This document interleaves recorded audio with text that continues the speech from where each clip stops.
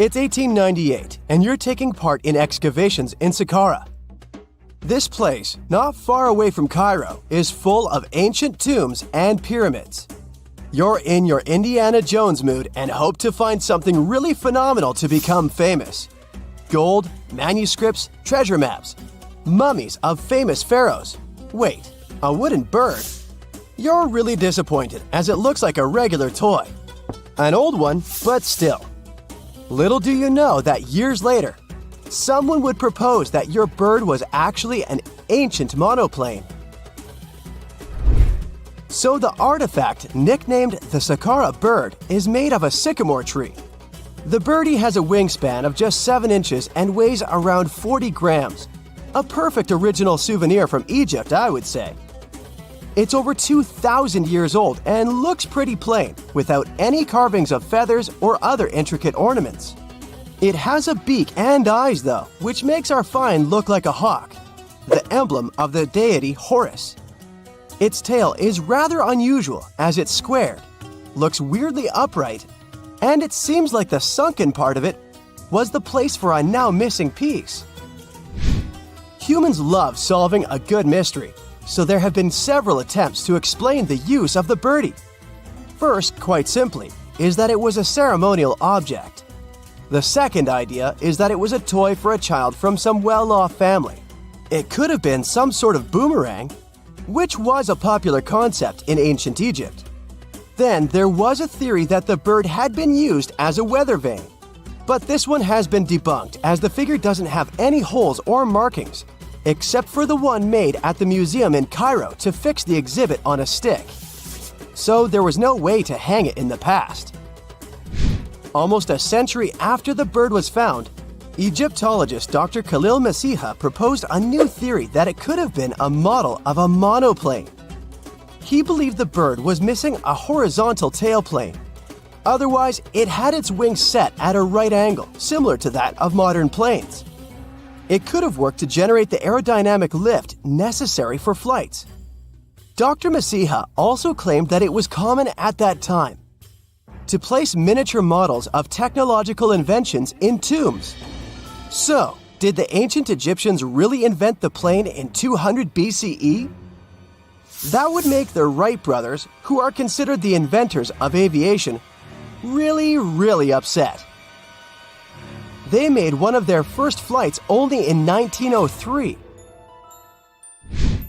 There's just one way to know for sure, and that is to test the model. But you know, the ancient museum in Cairo would unlikely let one of their cherished exhibits fly around like a toy.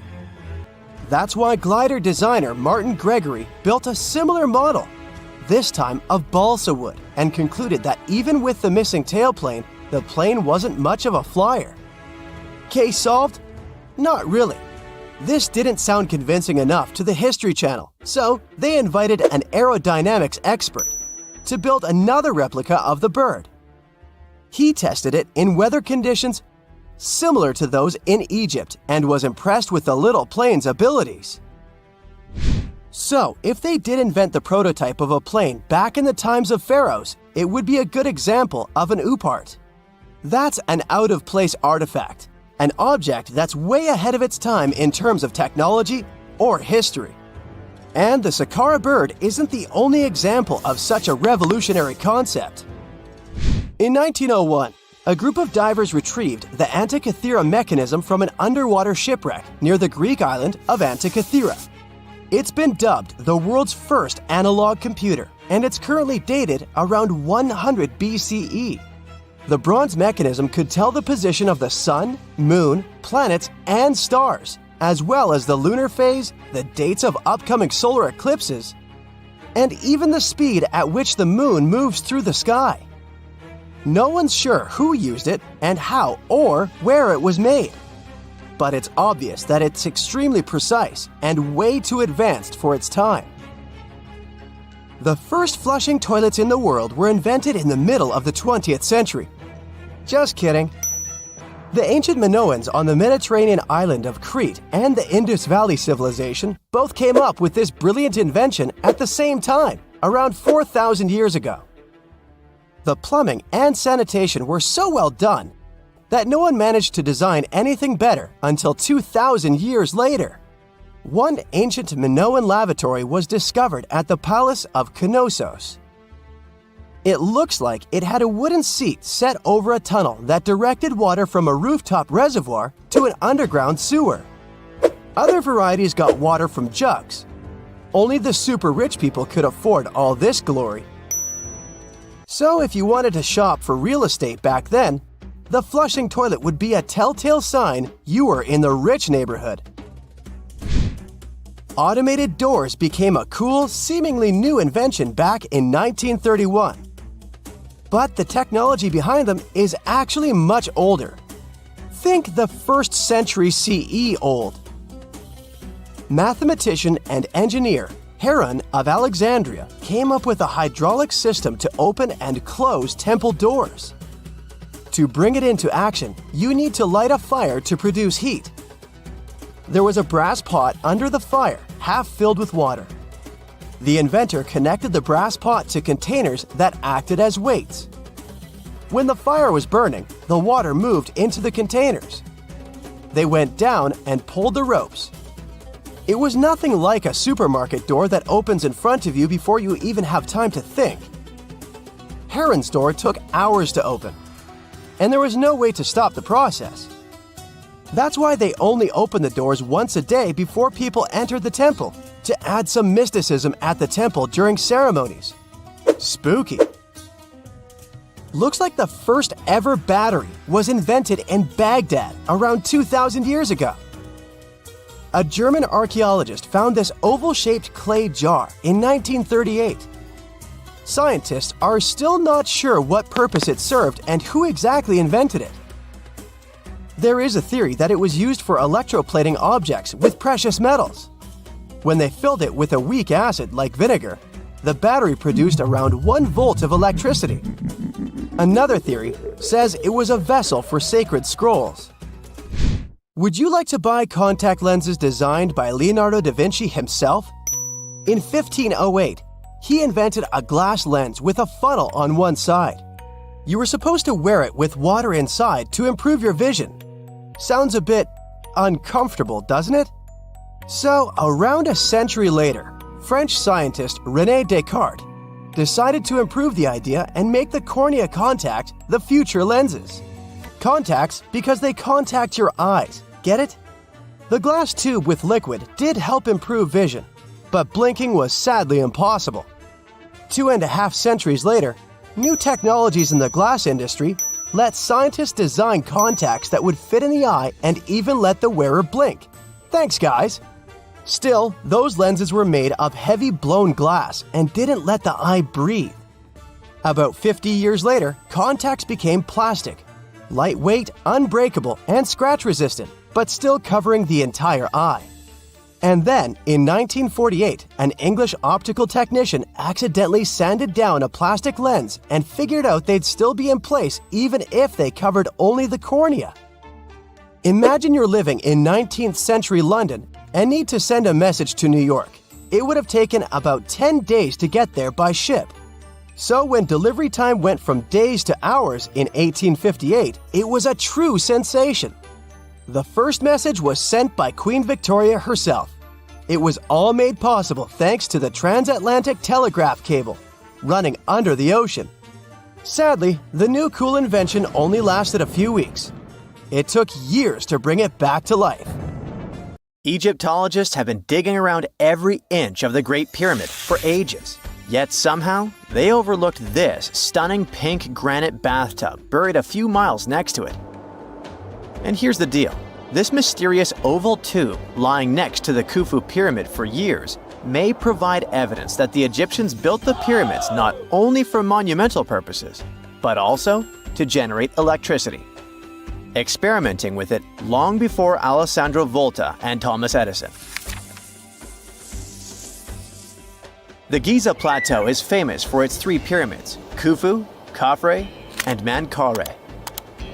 But there are also 2 smaller foundations next to them, the unfinished North Pyramid of Zayat el-Aryan and the Layer Pyramid.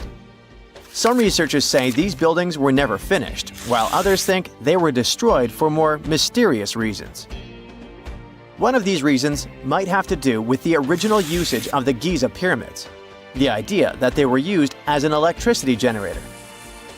To connect these dots, we need to go back to the beginning of the 20th century. That's when an Italian architect and Egyptologist named Alessandro Barsanti decided to examine the Zayat el Aryan pyramid. Near the site, he noticed something unusual: scattered granite fragments.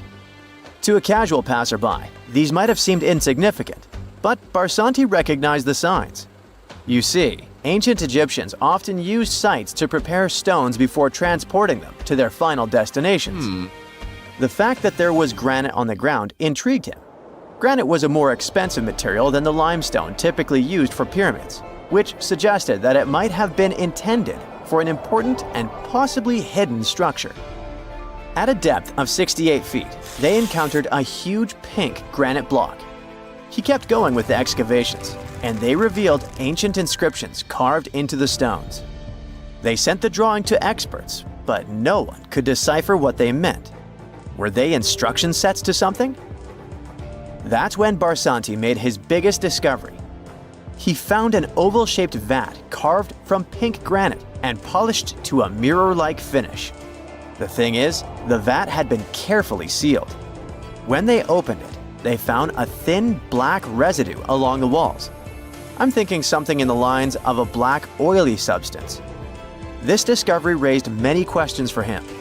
It didn't make sense to him that ancient Egyptians would go above and beyond to seal and protect this strange vat.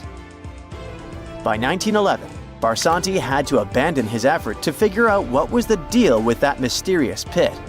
But his findings intrigued researchers all over the world, and they've got their own opinions about it. One of these modern theories suggests that the other pyramids could have been used as a part of a bigger whole. It suggests that the Khufu pyramid was actually used as a water pump designed to irrigate the desert area. Apparently, the pyramid's internal chambers would function as a hydraulic system. In the 1990s, an engineer took this theory seriously and studied the pyramid's subterranean chamber. Surprisingly, he found actual signs of water damage. Apparently, the pyramid generated powerful compression waves, aka pulses, that could create electricity. This raised an important question.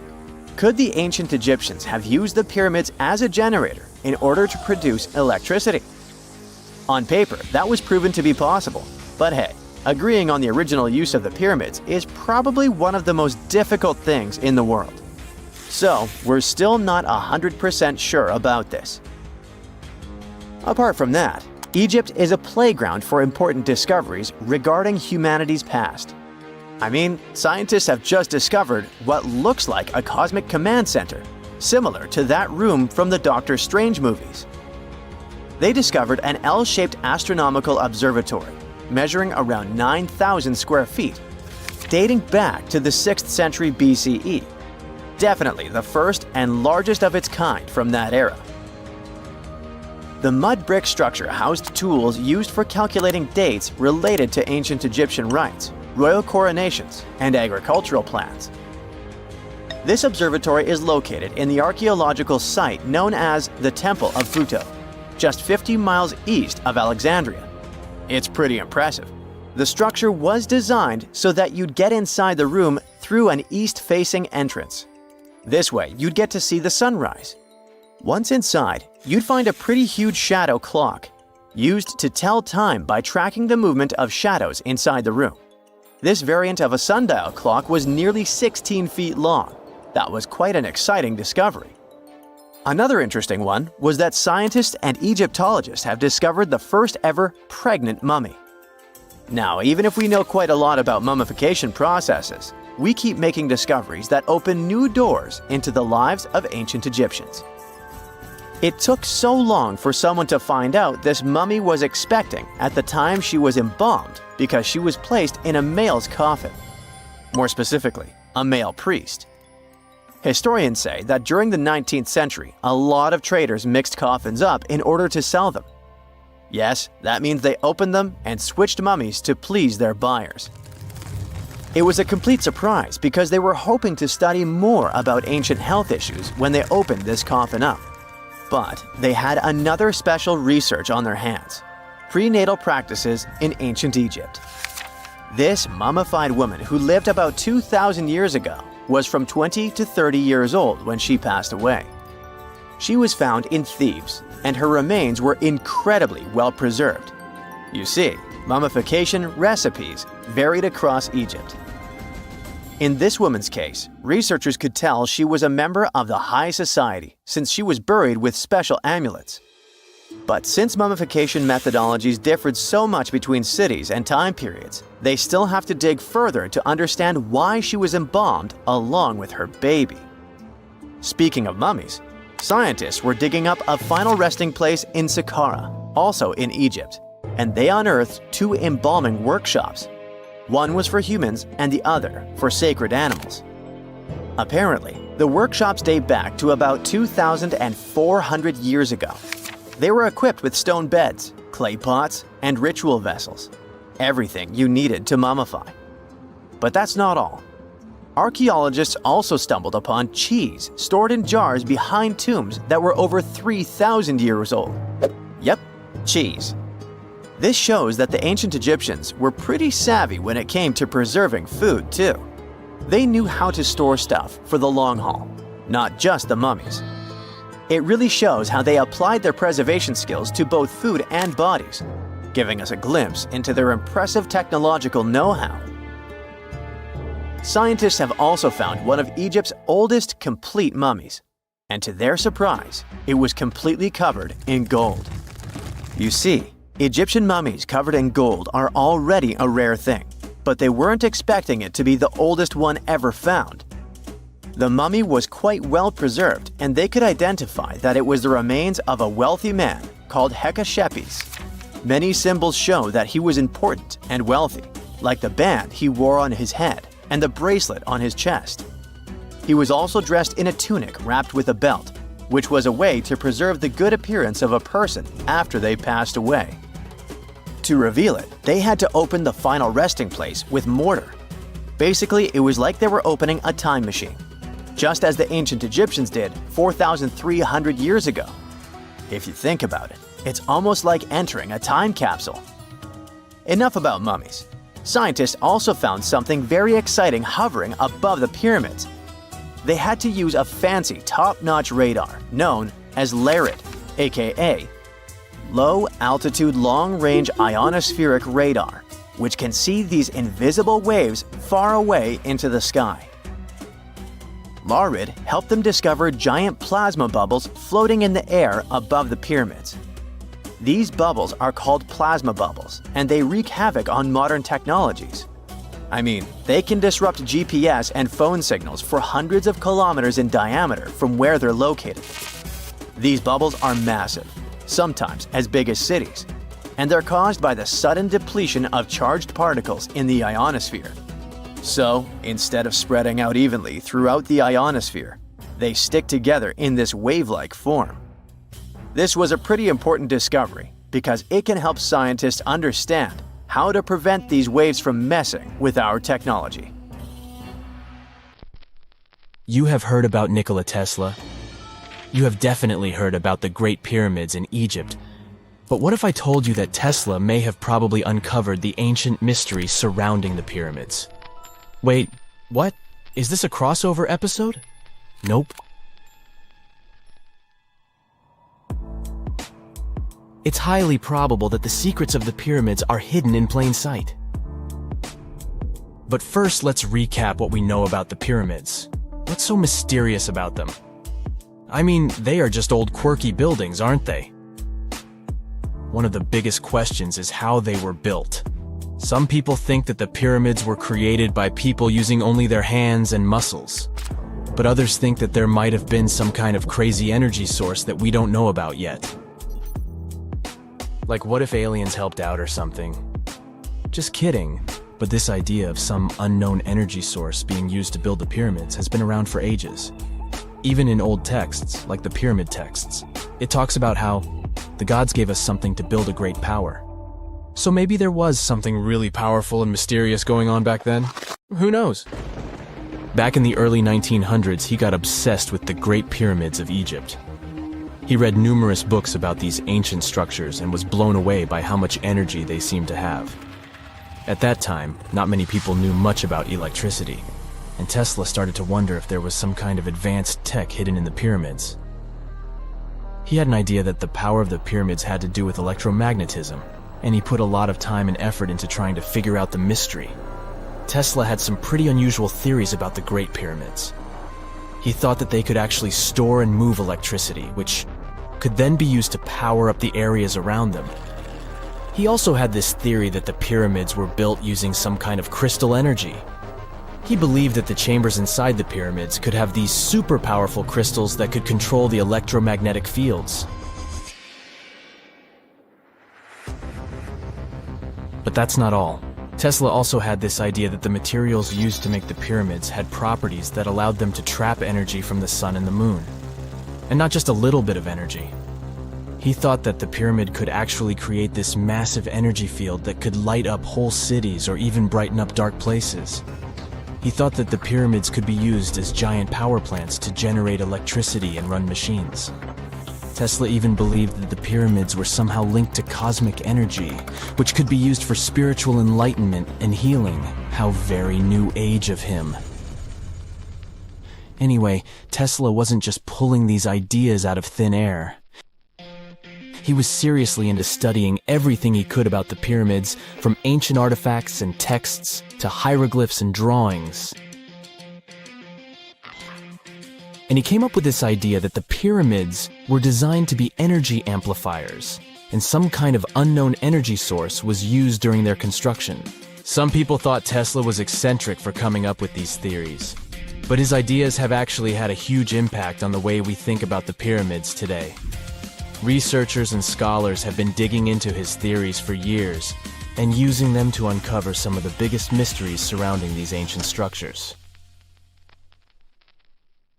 For example, recently scientists have used theoretical physics to investigate how the Great Pyramid of Egypt would react to certain radio waves. They found out that if the radio waves were a certain length, the pyramid could concentrate the energy inside its rooms and focus it under its base. The scientists did lots of calculations to figure this out. They first thought about what radio wavelengths would work best. Then they made a model of how the pyramid would react to the waves. They figured out how much of the energy from the waves would get absorbed or spread out. Lastly, they checked how the energy would move around inside the pyramid when the waves hit it. To help explain all of this, the scientists used something called multipole analysis. This is when you take a complicated object and break it down into simpler parts. Then you can see how each part interacts with the energy that's coming in. It's like taking apart a puzzle to see how each piece fits together. The researchers are interested in how all of this can be used in the future. They want to make really tiny particles that can do the same thing as the pyramid, but with light. By changing the size, shape, and the material of these particles, they can control how the light moves around them. This can be really useful for things like making tiny sensors or super efficient solar cells.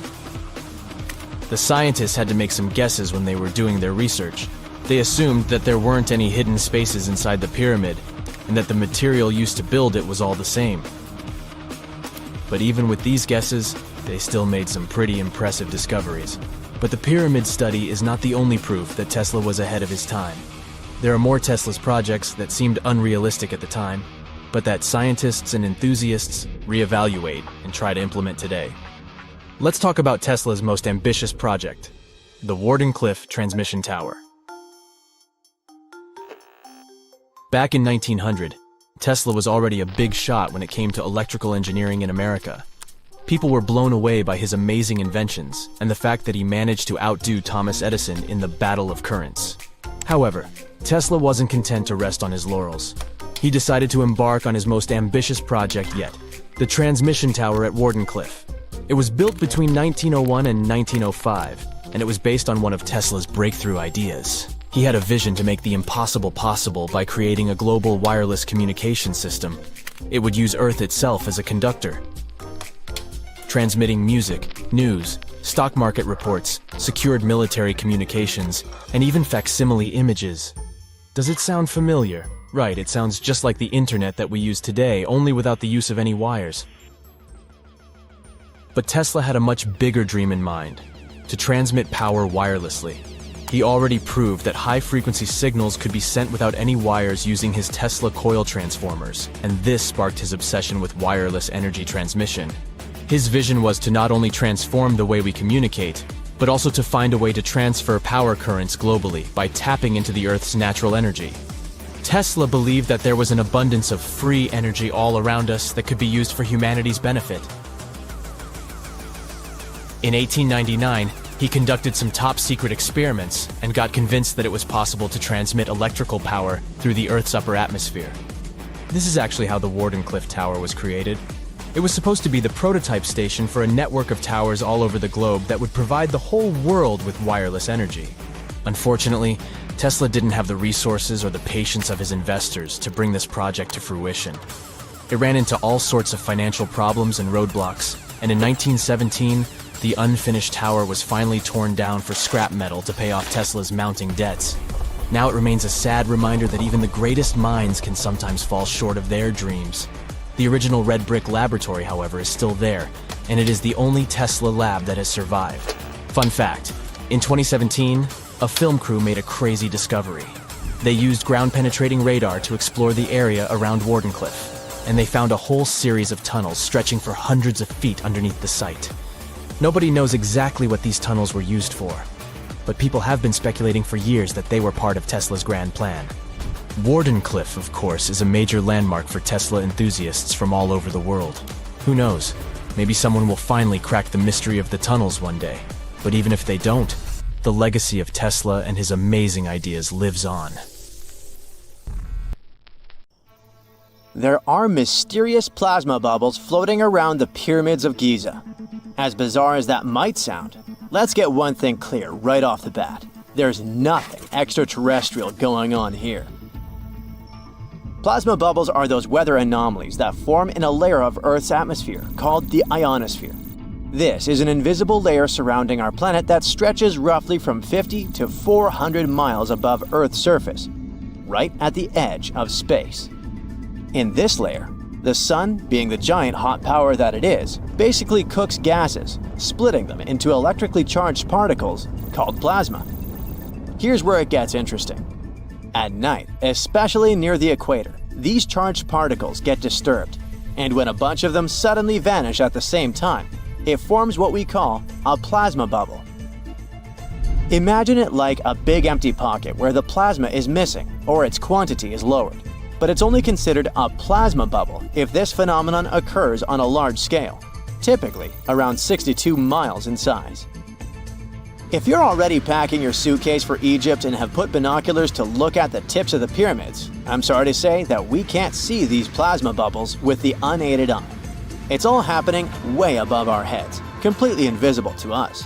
Scientists need to use special equipment, like the Latitude Long-Range Ionosphere Radar, or LARID, to detect these bubbles. This advanced technology helps researchers track and observe the movement and formation of plasma bubbles in real time. This formation, by the way, can be triggered by solar storms. That brings us to November 2023, when an impressive solar storm occurred. On a scale from 1 to 5, this one was classified as a G3, which is considered a strong event. Solar storms occur when sunspots are basically cooler, darker areas on the sun's surface, release bursts of energy into space. These flares triggered several geomagnetic storms on Earth. While this might sound like doomsday stuff, it didn't disrupt our daily lives too much. In fact, it was great news for skywatchers, since the solar storm created stunning auroras, with the northern lights visible as far south as Greece and Turkey. But this particular storm in 2023 also had another interesting consequence. It caused the largest plasma bubble ever recorded by the Chinese radar. This phenomenon was so massive that it covered regions as far apart as the Egyptian pyramids and the Midway Islands in the Pacific Ocean. Now that's a huge distance, and it is a big deal for science. And that's because plasma bubbles are a growing threat to modern technology. Experts say they can disrupt satellite communications and GPS systems. So if you're using Google Maps or Waze and suddenly it can't figure out where you are, a plasma bubble might be to blame. Great. We now know what's going on with those bubbles, detected above the pyramids of Giza. But things get even weirder inside this ancient construction. Apparently, the Great Pyramid of Giza has the ability to concentrate electromagnetic energy within its interior. A couple of years ago, a group of researchers decided to see what would happen if they took this ancient architecture and hit it with radio waves. I mean, waves that are similar to the kind your phone uses, but on a much larger scale, up to 1,900 feet long. But since they couldn't just start blasting radio waves at the actual pyramid, they did the next best thing: computer modeling. Using these simulations, the researchers discovered something incredible. The Great Pyramid can actually concentrate electromagnetic energy within its internal chambers, as well as underneath its base, where an unfinished chamber is located. By concentrate, I mean something like trap it. For example, when you shout into a cave, you hear your voice echo back, right? The sound waves don't just disappear, they bounce around and get focused. Similarly, when radio waves hit the pyramid, they don't just pass through or around it. Instead, they get absorbed, bounce around, and focus inside and underneath the pyramid. Our list of mysterious phenomena surrounding the Egyptian pyramids doesn't end there. Inside the pyramid, there's a long, narrow passage that leads to what's known as the King's Chamber. This room sits at the center of the pyramid, and it's believed to have been the final resting place of Pharaoh Khufu, the ancient Egyptian leader who commissioned the entire thing over 4,000 years ago. When visitors step into the King's Chamber, two things normally strike them: the room's incredible acoustics and its heavy, imposing structure, which is entirely lined with red granite. Recently, scientists have started to connect these two facts. Some researchers now believe that the King's Chamber might be able to catch or pick up sound energy generated from other parts of the pyramid. In other words, this room might have been designed to amplify sound in a way that no other chamber in the pyramid can. To test this theory, researchers conducted an experiment where they sang in the Queen's Chamber, which is located directly below the King's Chamber. Here's where it gets wild. The music couldn't be heard in the lower underground rooms of the pyramid, but it sounded loud and clear in the King's Chamber. One possible explanation for this is the type of stone used in the King's Chamber: pink granite. Granite is known for its piezoelectric properties, meaning it can absorb energy from its surroundings, like sound vibrations, and convert it into electrical energy. This suggests that the chamber's unique acoustics might be due to more than just the shape of the room. It could be that the granite itself plays a role in amplifying and concentrating sound waves. According to scientists, these discoveries open up a whole new field of research into the pyramid's potential. Could the ancient pyramids have somehow harnessed the energy created by sound waves, or even Earth's natural vibrations?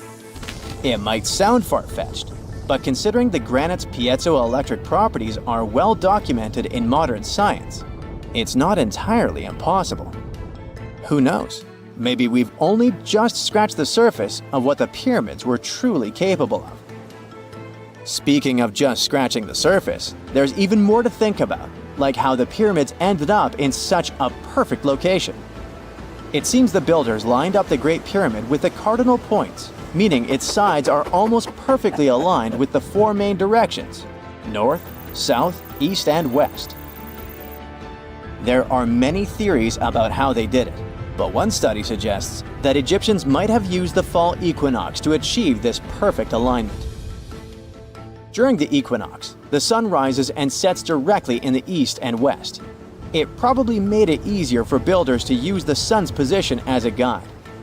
By watching the sun during this time, they could make sure the pyramids were positioned just right. If we think about all these strange things about the pyramids, I mean their perfect alignment, the ability to concentrate radio waves, and the materials used in the chambers that might generate electrical energy.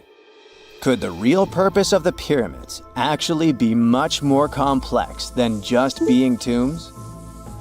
Well, Nikola Tesla thought so. It is said that the famous inventor and engineer was kind of obsessed with the Egyptian pyramids, and he wondered if they might actually be giant energy transmitters. He believed the shape and position of the pyramids could help them function as huge generators, capable of producing free, limitless energy. Some researchers agree with Tesla and believe that these massive monuments might have been designed as giant power plants. According to their theory, builders could have figured out how to move ions, those electrically charged particles in the atmosphere, by placing materials like copper, gold, and silver around the pyramids. So, it's definitely possible that the ancient Egyptians created a sustainable, renewable power source.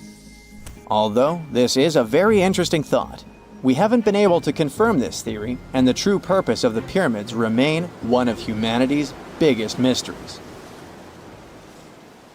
We know that the ancient Egyptians were talented enough to build something as grand as the pyramids, but were they also smart enough to measure the speed of light? There's a theory circulating online that says exactly that. If you look at these two numbers, you'll see that they match completely.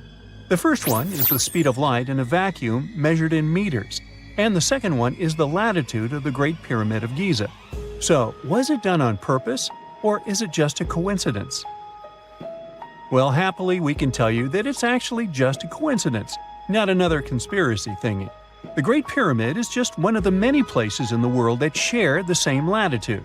And more importantly, even if the ancient Egyptians had somehow measured the speed of light and chosen to keep it a secret from the rest of the world, they wouldn't have used meters to put it down. Meters were only defined at the end of the 18th century. The builders of the pyramids used a different unit of measure called cubits. 1 cubit is equal to 1.5 feet. Cubit was based on the length of the arm from the elbow to the tip of the middle finger, and it became popular in the ancient world. So if they wanted to impress the rest of the world and set the pyramids at a point that matched the speed of light in cubits, they would have to build their iconic constructions somewhere in Europe. And then the Danish astronomer who first measured the speed of light in 1676 would have been really upset to know that someone had done it centuries before him. So, although they were ahead of their time in many aspects, the ancient Egyptians never measured the speed of light or used longitude and latitude to map their locations. The base of the Great Pyramid of Giza might seem like a perfect square, but it's actually an 8-sided structure, not 4-sided. Each of its 4 sides has a subtle concave indentation that splits it evenly from base to tip. The official version is that a British pilot was the first to notice it in 1940 while flying over the pyramid. He took a photograph that showed shadows highlighting these indentations. Some people think these lines are only visible from above and can best be seen at dawn and dusk during the spring and autumn equinoxes. This has led to a freaky theory that the ancient Egyptians might have designed the pyramids to communicate with something looking at them from above. Now, the Great Pyramid is one of only 3 pyramids that used to have a swivel door. It weighed around 20 tons, but they could still easily open it from the inside. Its precise fit made it nearly invisible from the outside, with no visible latch or handle. There were only slight variations in the exterior stone that gave out an opening. The other 2 pyramids with similar doors belonged to Khufu's father and grandfather. The Great Pyramid also has a hidden void at least 100 feet long that was only found in 2017. We still don't know what lies within the space, what purpose it served, or if it is the only space of its kind. Researchers used the same tech to see through cathedral walls, Mayan pyramids, and even volcanoes. It depends on a natural shower of subatomic particles called muons. They pass more easily through empty space than through solid materials. So if they arrange multiple muon detectors around a structure, scientists can map out its solid and empty areas. A team of scientists placed muon detectors inside the Great Pyramid and allowed them to gather data for months. Scientists have analyzed samples of the mortar used to build the pyramids many times. Although we know its composition, modern technology still can't replicate it. The mortar is mostly made from processed gypsum, but it wasn't used like the cement we use for bricks today. Instead, they used it to support the joints between the massive stones as they were set in place. The estimated amount they needed to construct the Great Pyramid was around 500,000 tons of mortar. The gypsum mortar is stronger than the stones themselves and has held up for thousands of years. Now, all four sides of the Great Pyramid are aligned with the cardinal points – north, south, east, and west. According to geologist and engineer Glenn Dash, the alignment is accurate to within 4 minutes of arc, or 1/15th of a degree. The architects managed to achieve this without modern tools like drones, blueprints, or computers. Many researchers try to explain this construction miracle. Maybe they used the pole star or the sun's shadow. Dash recently proposed a new, simpler idea. The Egyptians might have used the autumnal equinox to align the pyramids. It happens twice a year when the Earth's equator passes through the center of the sun's disk, making day and night nearly equal in length. To test his theory, Dash conducted an experiment on the 22nd of September 2016, the first day of the fall equinox. He used a special rod the Egyptians had to cast a shadow and tracked its tip at regular intervals, forming a smooth curve. By connecting 2 points of the curve with a taut string, he created an almost perfect east-west line. Dash noted that on the equinox, the shadow's tip runs in a straight line, nearly perfectly east-west, and with a slight counterclockwise error. There's a similar error in the pyramids. Although his experiment was conducted in Connecticut, Dash believes that the same method would work in Egypt. All the ancient Egyptians needed was a clear, sunny day. They could determine the fall equinox by counting 91 days from the summer solstice. But they left us few clues, and no engineering documents or architectural plans have been found that explain their methods. So they might have mapped shadows, but it's not definite. Now, scientists have long wondered how heavy stone blocks were carried to the pyramid sites, and they might finally have an answer. A research team from the University of North Carolina, Wilmington, has discovered that 31 pyramids are likely to have been built along a long-lost ancient branch of the River Nile. It's now hidden under desert and farmland. For many years, archaeologists have thought that ancient Egyptians must have used a nearby waterway to transport materials, equipment, people, and whatever else they needed to build the pyramids on the river. But up until now, they weren't certain of the location, shape, size, or proximity of this waterway to the site of the pyramids. The group of researchers used radar satellite imagery, historical maps, geophysical surveys, and sediment coring to map the river branch. They believe it was buried by a major drought and sandstorms thousands of years ago. The team managed to go below the sand surface and get images of some hidden features thanks to radar technology. They found hidden rivers and ancient structures running at the foothills of where most of the ancient Egyptian pyramids lie.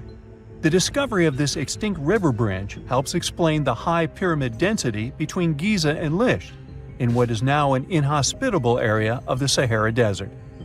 Now, Egypt isn't the only country with the most pyramids in the world. The champion's title here goes to its southern neighbor, Sudan.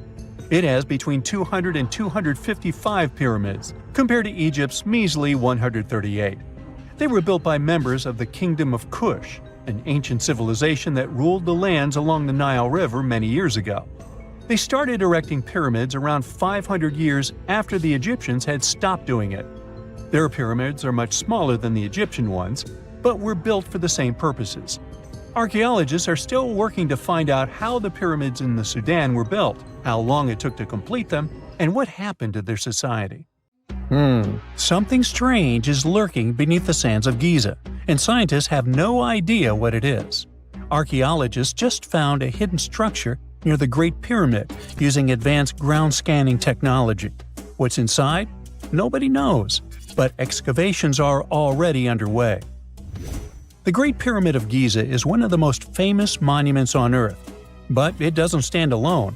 It's surrounded by an ancient necropolis, a massive royal graveyard filled with tombs and monuments. They belong to pharaohs, nobles, and other high-ranking officials. Most of these tombs are above the ground. They're called mastabas, rectangular, flat-roofed tombs built from limestone or mud brick, and they've been studied for decades. But from old movies, we know that these weren't simple graves. They have deep vertical shafts leading to underground burial chambers, where the past was sealed away for eternity. And recently, archaeologists found one curious empty space in the cemetery, a completely unexplored patch of ground. No mastabas, no visible ruins, nada. For years they ignored it, but between 2021 and 2023, they decided to investigate. They didn't dig though. Instead, they used a technology that kind of acts like X-rays for the ground. These radars let scientists see the secrets hidden there. And there was something hidden beneath the sand, something deliberately buried and forgotten. A two-part underground structure. One part was shallow and L-shaped. It's about 33 feet long and buried just 6.5 feet deep. But below that, a deeper, more mysterious anomaly, a structure completely different from anything else in the area. They called it a highly resistive anomaly, which means it's dense and solid, likely made of stone, sand, or even metal. And still, no one has a clue what's inside it. Now, it's clear that humans made the L shape. It wasn't formed by nature. And the shallower structure might have been an entrance to whatever is hidden below. But they only have some theories about what might be hidden there. It's also filled with sand and gravel. It was probably deliberately backfilled after its construction, perhaps to preserve this. Why? Well, we don't know yet. The archaeological team will need to excavate to understand what exactly this thing was and why it was built. The first guess is a lost burial chamber. Many tombs in Giza have underground burial sites, but most have clear surface markers. This one, for some reason, has nothing. But it could be one of them. The second guess is an ancient offering chapel. Egyptologists know that some chapels were built in this shape, but usually they were above ground, not buried like this. And finally, it might be something we've never seen before. If this turns out to be a new type of structure, it could rewrite what we know about the burials of pharaohs. The only way to know for sure is to dig it up. And that's exactly what's happening right now. Excavations are already underway. Archaeologists are racing against time to uncover the truth. But there's a real danger there too. Giza's fragile ancient structures need to be handled carefully. Otherwise, they could be damaged beyond repair. So all we can do is wait for the truth. Now, these tombs always held fascinating mysteries. Unfortunately, we'll never learn tons of these mysteries because of some relentless tomb robbers. Egyptian tombs were built to guard the bodies for eternity. But that absolutely didn't stop people from breaking in and stealing everything valuable inside. They've been bothering these ancient sites for thousands of years, starting way back in Pharaoh's times. Many of the most famous tombs, including those in Giza, Saqqara, and the Valley of the Kings, were looted. It was a common practice in ancient Egypt. And they were serious about this whole thing. They dug secret tunnels to bypass traps and walls, bribed or threatened tomb workers to get inside knowledge, cracked open sarcophagi to grab gold, jewelry, and artifacts. And by the time modern archaeologists got to most of these tombs, they had already been picked clean. The reigning pharaohs got tired of this infuriating nonsense. The Valley of the Kings, the famous burial ground of Egyptian royalty, was supposed to be the ultimate safe zone. Tombs were built deep underground, hidden in the desert. Passages were sealed with giant stone blocks. False doors and traps were added to confuse thieves. Even curses were written on the walls, warnings of horrible endings for anyone who dared to disturb the tomb, which is exactly where we got all those horror stories about mummies from. Spoiler alert, none of it worked. Most tombs in the Valley of the Kings were fully robbed within 100 years of being sealed. Even King Tutankhamun's tomb, one of the most famous in history, was broken into twice in ancient times. Some of them decided to try and fight back. The New Kingdom rulers built hidden unmarked tombs in a way that should have prevented the looters from finding them, but didn't work. Some pharaohs, like Ramses II, were moved in secret to prevent their bodies from being stolen. Nope, didn't matter. The grave robbers always won. That's because tomb raiders weren't just random thieves. They were skilled, organized, and well-connected. They knew exactly where to look. Many were the ones who had built these sites in the first place, and they knew where the entrances were. If they couldn't smash through the doors, they'd dig through the walls, floors, and even ceilings to break inside. They also worked fast, often within a few years after the tombs were sealed, before anyone forgot where the valuable stuff was. The Khufu's pyramid, the one that's next to this newly discovered structure, was looted long before modern times. The one thing left inside when explorers got there? An empty granite box where the sarcophagus used to be. Unfortunately, it's not just about gold. History itself gets stolen during these raids. Ancient Egyptians wrote detailed records of what exactly and where they buried. So when archaeologists compare these lists to what's found, they can see what's missing, which is often everything valuable. Most artifacts don't end up in museums. They just disappear into private collections, where they can never be studied again. Which is, of course, completely unfair. In fact, a few countries have had enough and started passing laws to take historical artifacts back from private collectors. In Italy, if you own an ancient Roman artifact, you must prove you got it legally. China is actively hunting down stolen artifacts, and they must find ways to retrieve it back from the Western collectors. In Egypt, they passed new laws making it illegal for private citizens to own any ancient Egyptian artifacts at all. Other countries, like the US, the UK, Germany, or Switzerland, are completely fine with rich guys owning their history. The British Museum is built on looted things. European empires invaded half the planet and took whatever they wanted back home. Their museums are often full of such stolen artifacts, and unfortunately, they refuse to give most of them back. For example, the Rosetta Stone. It was taken from Egypt by Napoleon's army, then stolen again by the British after they beat the French. Egypt has been demanding to return for years, but they still can't get it back. Or the Parthenon marbles. These magnificent, massive Greek structures were taken from the Parthenon in Athens by a British lord in the 19th century.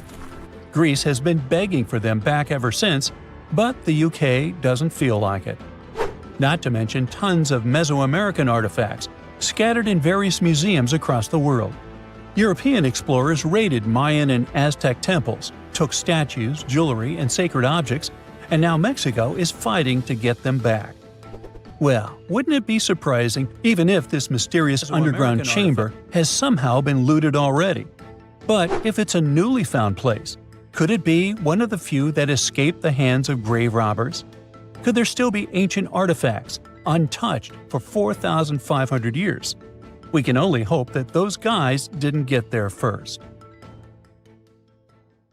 Thousands of years ago, way before cranes, engines, or electricity, the ancient Egyptians pulled off one of the greatest architectural feats ever: the pyramids. The massive stone blocks, some weighing as much as a Range Rover, sitting at a height of over 200 feet, seemed so unreal that many even believed ETs helped build them. But new research shows the secret was actually right here on Earth. The Egyptians probably used a giant ancient water elevator to move those heavy stones for their very first pyramid, the Step Pyramid of Djoser, around 4,700 years ago. Now, the first question that comes to mind is, where did they find such huge amounts of water to run this construction in the middle of the desert? Some studies say that the Sahara Desert had more regular rainfall thousands of years ago than it does today. So, the landscape resembled a savanna, not a desert. So it was possible there was enough natural water to support the hydraulic lift. Researchers found deep vertical shafts inside the first stone pyramid. They used a computer model that had info about the pyramid's remaining inside parts and the underground tunnels at the site. The team also used high-resolution satellite pictures of the area to include the amount of rainfall from the past in their research. It looks like the Egyptians would place a heavy stone block on top of a floating wooden platform, kind of like a raft, then slowly fill the shaft with water, and the rising water would lift the platform and the stone upwards, sort of like an ancient elevator in action. This cool process is called hydraulic lifting, and it's very similar to how some modern machinery works. But when the Egyptians used it, I mean, if they ever did, they would have had to do it with the most basic tools and a really advanced understanding of how water behaves. They would have to carefully control the amount of water added to each shaft to raise the stone blocks gradually and stop at the desired level to move the stones into place. The scientists now want to find out if it was the first major system of this kind, or if someone had used it before the Egyptians. Now, not all archaeologists fully agree with this idea. Some point out there is no direct evidence like writings or diagrams from that time that would prove the Egyptians actually used a hydraulic lift system, whether or not they actually used this exact method. One thing is clear. The people who built the step pyramid were geniuses in their own right. They figured out how to move massive stones all the way to the top of the pyramid with incredible precision, and used techniques that still impress scientists today. West of the pyramid, archaeologists found some evidence of a human-made lake or reservoir. They believe the Egyptians may have created this temporary lake and used channels or canals to move the water toward the pyramid. The pyramid itself may have been surrounded by a moat that helped direct water into these vertical shafts. There's even an enormous stone structure nearby, which could have acted like a dam. It stored and filtered water in the amounts they needed. In fact, scientists have discovered that 31 pyramids are likely to have been built along a long-lost ancient branch of the River Nile. It is now hidden under desert and farmland. For many years, archaeologists have thought that ancient Egyptians must have used a nearby waterway to transport materials, equipment, people, and whatever else they needed to build the pyramids on the river. But up until recently, they weren't certain of the location, shape, size, or proximity of this waterway to the site of the pyramids. They used radar satellite imagery, historical maps, geophysical surveys, and sediment coring to map the river branch. The scientists believe that a huge drought and sandstorms buried it thousands of years ago. They managed to go below the surface of the sand and get images of some hidden features, thanks to radar technology. The team found hidden rivers and ancient structures running at the foothills of where most of the ancient Egyptian pyramids lie. The discovery of this extinct river branch could explain why there are so many pyramids between Gaza and Lisht, in what is now an inhospitable area of the Saharan desert. And if it wasn't cool enough, the area seems to have had a kind of water filtration system. Looks like they built it using a series of stone compartments that look surprisingly similar to modern water treatment plants. So, the Egyptians probably weren't just filling up the shafts with any water. They may have been managing and purifying it. They wanted to make sure it was clean and flowing in the right amounts, not to damage the pyramid or flood the area. Alright, water transportation is a complex issue. But even the most basic things, like how many sides the Great Pyramid of Giza has, can still surprise us. It's not 4, as you might logically conclude.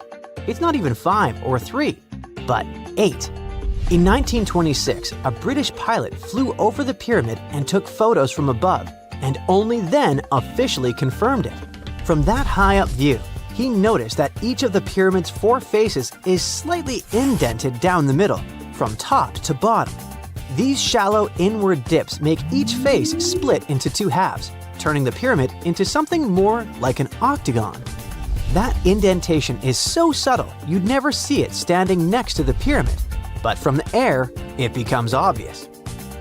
This odd shape may have actually helped keep the pyramid stable for over 4,500 years. The special inward-sloping design, plus a super strong base, could have helped it survive all kinds of natural disasters, like earthquakes, heavy rains, and constant pressure from its own massive weight. The pyramid has likely faced over 500 severe rainstorms in its lifetime, and thanks to its design, the pyramid's angled stone layers may have actually gotten stronger over time, kind of like how a screw tightens when you turn it. If the pyramid had been built with totally flat and level stone layers, it might have started to fall apart instead. The latest news from the pyramids is that there could be a massive ancient city hidden deep beneath them. 2 scientists announced that they used a new method to read data from a technology called synthetic aperture radar, SAR. It's kind of like X-ray vision for the ground, and satellites normally use it to look beneath Earth's surface. So they say that with this cool tech, they managed to spot giant structures over a mile underground, directly beneath the Pyramid of Khafra at Giza. The scientists found 8 deep shafts surrounded by spiral paths, all leading to 2 enormous cube-shaped chambers, each one almost 300 feet wide. There are 5 more structures above the shafts, all connected by tunnels. All this might be part of a prehistoric underground city or even an ancient power station. The idea isn't new. A long time ago, the ancient Greek historian Herodotus already talked about hidden chambers under the pyramids. During the Middle Ages and the Renaissance, similar rumors popped up again. Then, in the 20th century, an American psychic claimed there was a hall of records buried under Giza.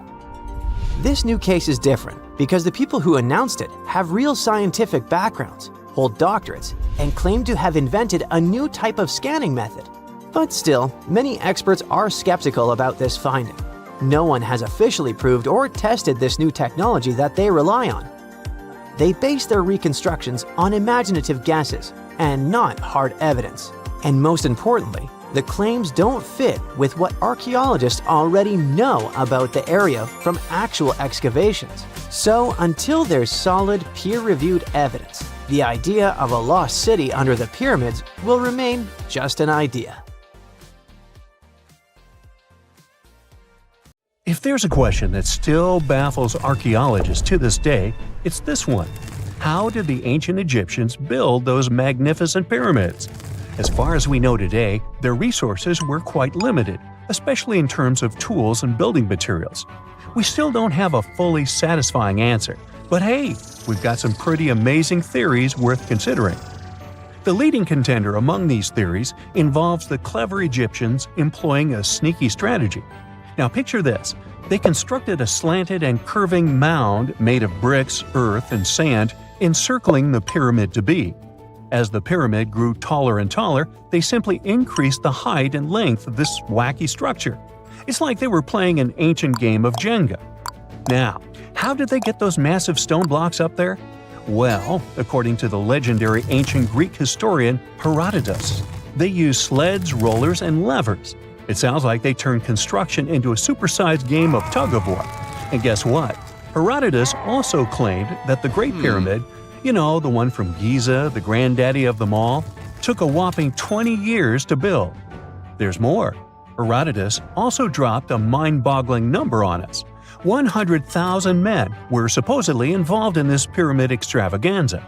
Did they hire the entire Egyptian population? Well, it might not be as far-fetched as it sounds. These men were probably mostly farmers, so they probably focused on the pyramids when there wasn't much work to be done in the fields. Like during the flood season of the Nile River. Obviously, specialists in the archaeological community had something to add to this theory. By the late 20th century, they discovered some evidence that suggests the workforce might have been smaller and more permanent than previously thought. Instead of a massive army of 100,000 pyramid builders, they proposed that a modest crew of around 20,000 workers, accompanied by support personnel like bakers, physicians, and even spiritual leaders, could have gotten the job done. There was also this theory that claimed that the pyramids were actually built from the top downward. It suggested that these colossal structures were nothing more than isolated hills used as quarries. The stones were supposedly drawn from these hills, and over time, competing engineers took charge and transformed them into the iconic pyramids we know today.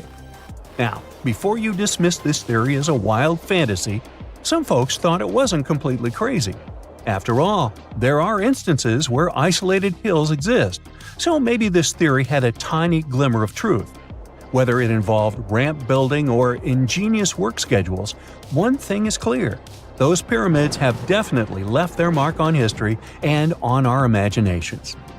Now, speaking of ancient Egyptian mysteries, there's this gigantic unfinished obelisk sitting in ancient Egypt, and scientists are trying to figure out how it was shaped.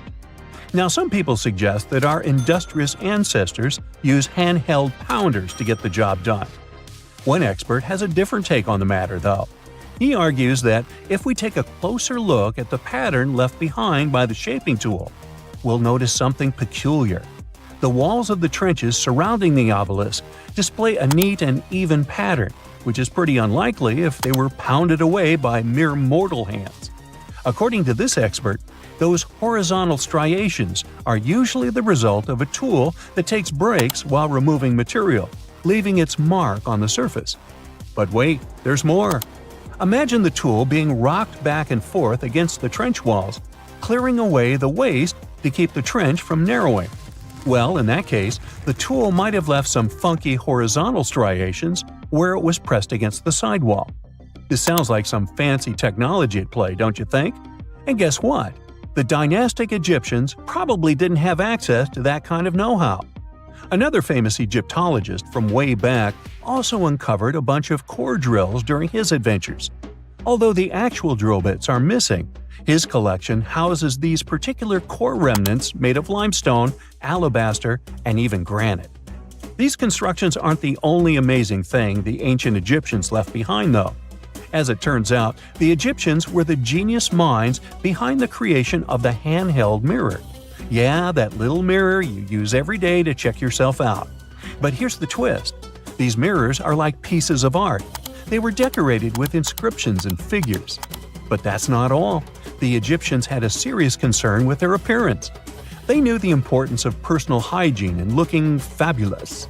So, in their quest for pearly whites, they invented toothbrushes and toothpaste. Dental problems were pretty common back then, and their smiles weren't exactly all white. Dentistry wasn't their strongest suit, you see. Maybe their minds were distracted by all that pyramid building. So that doesn't mean those ancient toothpaste recipes weren't amazing. One delightful concoction included rock salt, mint, dried iris petals, and pepper. Some brave dentists in the 21st century tried it out, and it worked pretty well. Ground-up ash was also used in another recipe to create a tooth cleansing paste. Mint was missing, so that didn't do much for their breath. That's when the genius Egyptians came up with the world's first breath mints. They made tablets from heated spices like cinnamon, and they mixed it with honey. Now, let's shift gears to home decor, Egyptian style. They surely took ornamentation to the next level. While the concept of decorating furniture started in Mesopotamia, the Egyptians cranked it up a notch. They went all out with different colors of ink and even developed various weights of paper. Oh, and let's not forget about those cute little area rugs we all have in our homes today. Guess who came up with the idea? Yep, the Egyptians. They used the versatile papyrus plant to make those cozy rugs. And speaking of trends, the Egyptians loved their knickknacks. They had an assortment of small figurines in the shapes of cats, dogs, and people. These statues were made from various materials, like simple sun-dried mud to the ultimate bling of gold. It all depended on how loaded you were. The Egyptians were also all about farming, and they knew that clean water was crucial for their crops and animals. That's why they came up with some nifty inventions and techniques to make sure their land was fertile and their plants were happy. First off, they had the genius idea of using ox-drawn plows. They had two types of plows, heavy and light. The heavy plow would strut its stuff, cutting deep furrows in the soil, while the lighter plow followed behind, fluffing up the earth. But they didn't stop there. After plowing, the Egyptians would break up clumps of soil and sow the rows with seeds. To give those seeds a good old squish into the furrows, they'd march their livestock across the field, effectively closing up the furrows. But hey, all that hard work would be pointless if their seeds were as dry as the Sahara. That's where irrigation comes into play. The Egyptians were so good at it that other cultures, like the Greeks and Romans, couldn't help but copy their techniques. Now let's switch gears and talk about the marvelous architecture of ancient Egypt. These folks weren't just skilled farmers, they were also architectural maestros. They built these fancy canals to carry water to farms and villages, and boy, did they know how to make those canals look pretty. Just imagine strolling along a canal lined with ornate structures. The pharaoh Ramesses the Great was quite the overachiever when it came to construction. One of his mind-blowing creations was the construction located at Abu Simbel.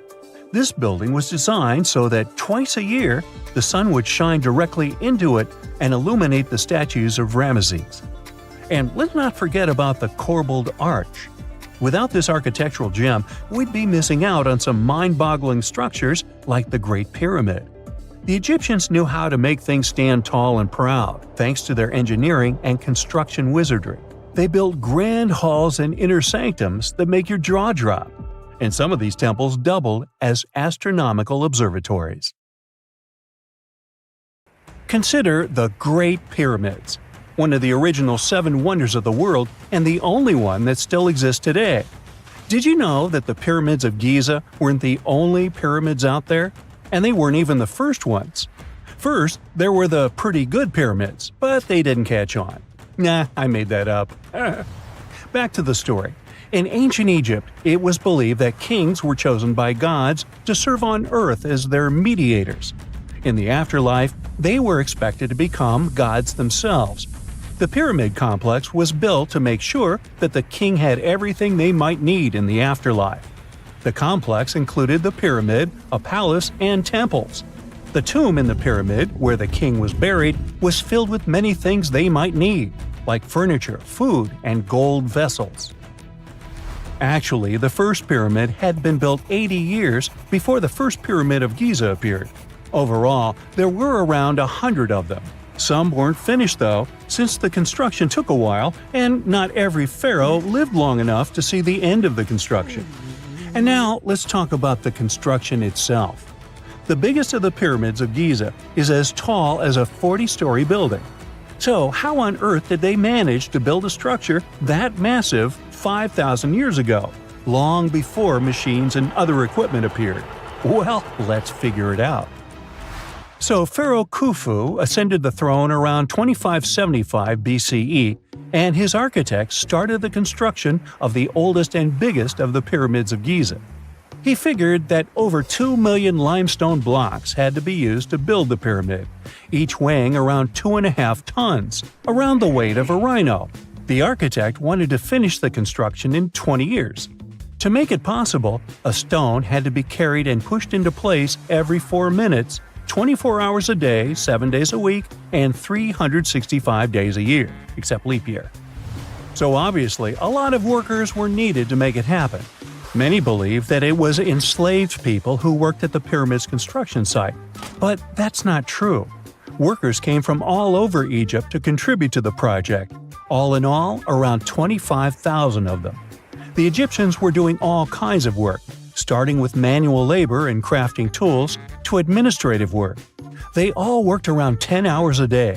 They were housed and well fed, and they were overall living a more comfortable life than an average Egyptian could afford at that time.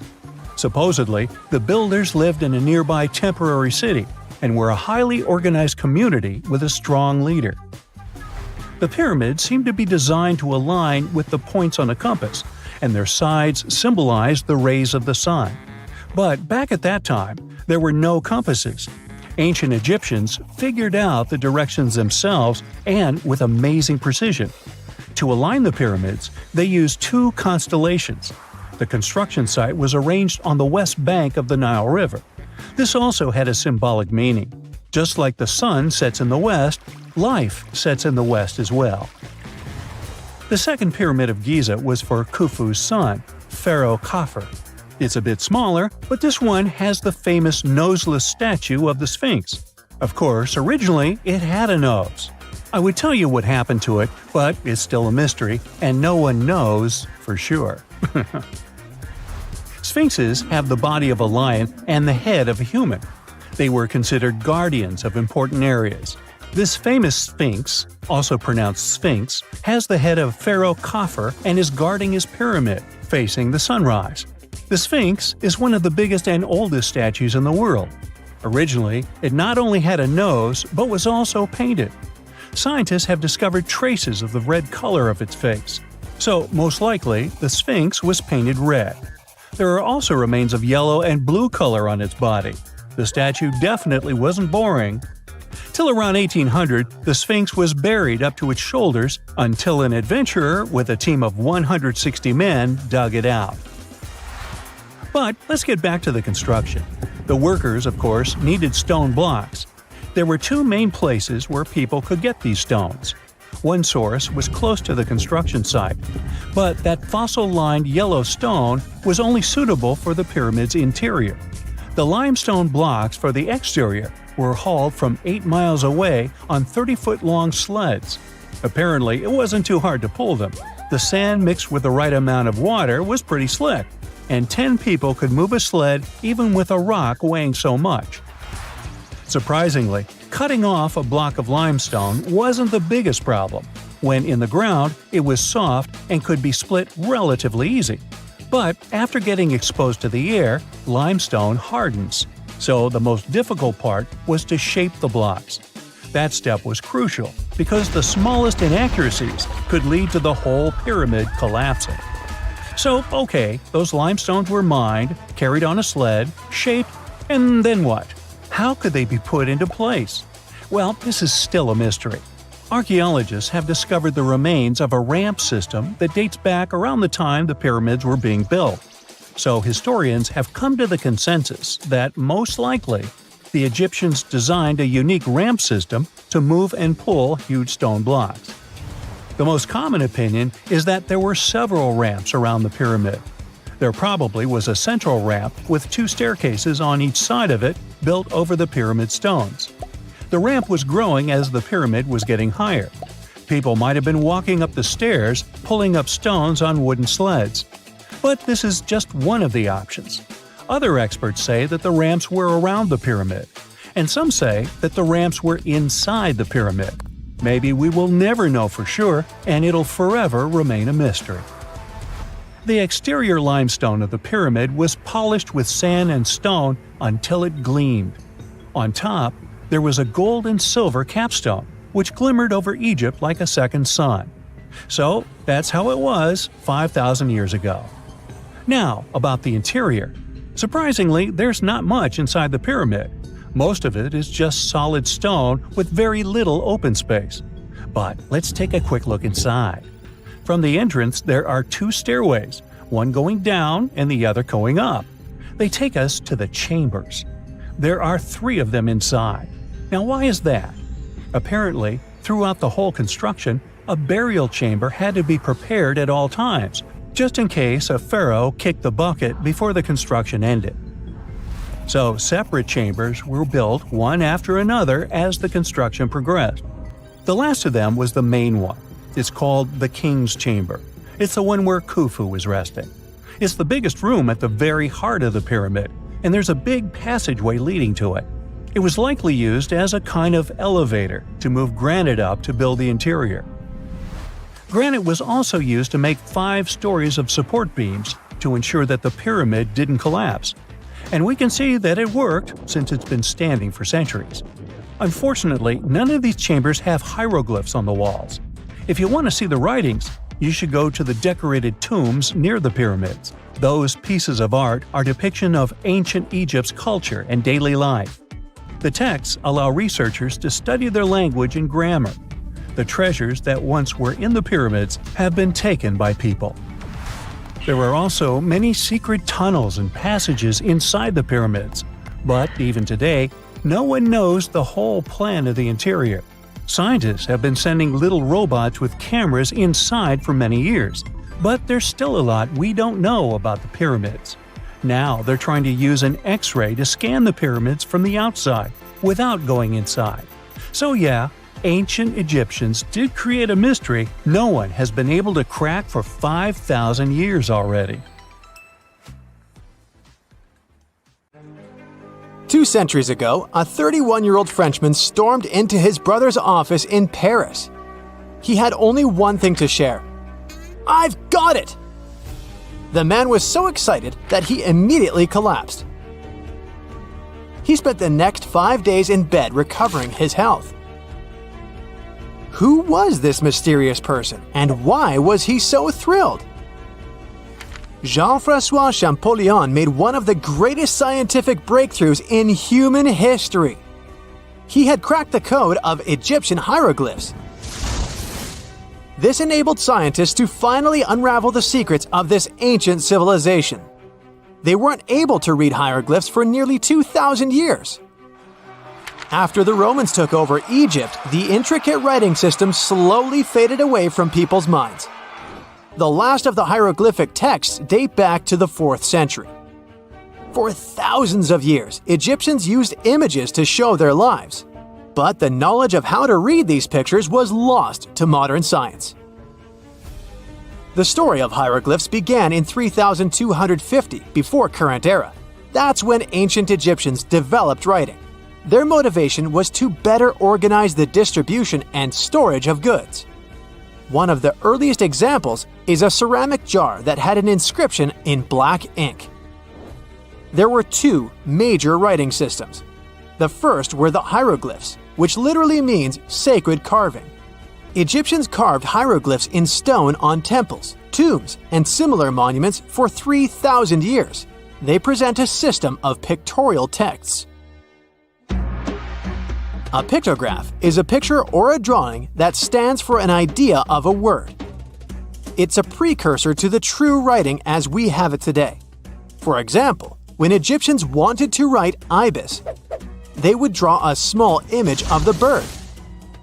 Hieroglyphs can be found on walls. They were a formal way of writing. The other writing system was hieratic. Egyptians mostly used it when writing on papyrus. That's an early, thicker form of the paper we have today. It soon evolved into demotic. This improved version became the most common writing systems in ancient Egypt. Then, in the early 4th century BCE, Alexander the Great took control of Egypt.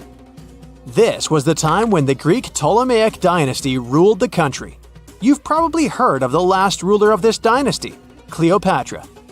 During her time, Egyptian Demotic and Greek were used side by side. The two started mixing, and by the year 100, a new language emerged, Coptic. It slowly replaced the ancient writing system. Only Egyptian priests used hieroglyphs for the next couple of centuries, and then their meaning was lost to history. But not forever. Arabs were the first who tried to solve the mystery of the hieroglyphs. Medieval travelers came across these strange symbols and wanted to understand their meaning. They consulted speakers of Coptic and translated text from Greek and Latin into Arabic to break the code of the hieroglyphs. During the Renaissance, Europeans also became fascinated with the legacy of ancient Egypt. Scholars from the Old Continent believed that hieroglyphs were a group of symbols as opposed to a written language. This was all about to change in 1799. A year earlier, Napoleon, the famous French ruler, arrived in Egypt. His subordinates constructed a fort that dated back to the 15th century. Rashid, or Rosetta, was a port town in the northeast of Egypt, near Alexandria. One section of the old fortification wall contained an interesting slab inside. The stone tablet was made of a granite-like rock. It was just 40 inches high and 30 inches wide. It contained 3 distinctive sections of text carved into it. The letters were in 3 scripts and 2 languages: hieroglyphs, Demotic, and Greek. It was a fragment of a larger ancient stela. These are upright stone slabs that are used to dedicate to a person or an event, but the one from Rosetta was damaged. 2/3 of the hieroglyphic text on the top was missing. The bottom Greek text lacked a cornerstone. The only fully preserved section was the writing in Demotic in the middle of the slab. It eventually ended up in the British Museum. The scientific community was intrigued, and the race was on to decipher it. Prints and casts of the slab went out all over Europe. Scholars already knew ancient Greek, so in theory, this shouldn't have been so hard. The first people who saw the Rosetta Stone thought the process would take 2 weeks. In the end, it took 2 decades. The main issue was the fact that hieroglyphs and spoken ancient Egyptian didn't have a connection anymore. Scientists didn't know what sounds the letters on the slab corresponded to. Imagine if English disappeared 1,000 years in the future. Then someone finds a tablet with the word dog. At first, they wouldn't know how to read the word or the individual letters.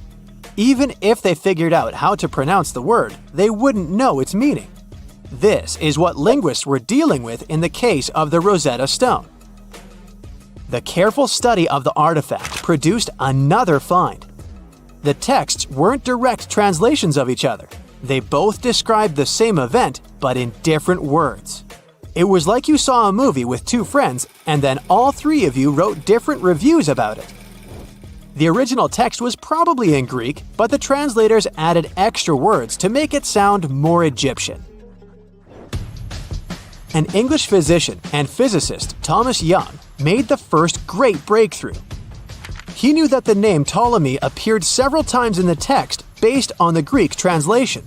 This wasn't an Egyptian name, so it was impossible to represent it with a single image. The only way to spell out this Greek name was to use symbols that sound like it when produced. This is called transliteration, and we have it today as well. This is how foreign-sounding words are written down in Chinese or some Slavic languages. Young focused on sets of hieroglyphs in oval frames. These are called cartouches.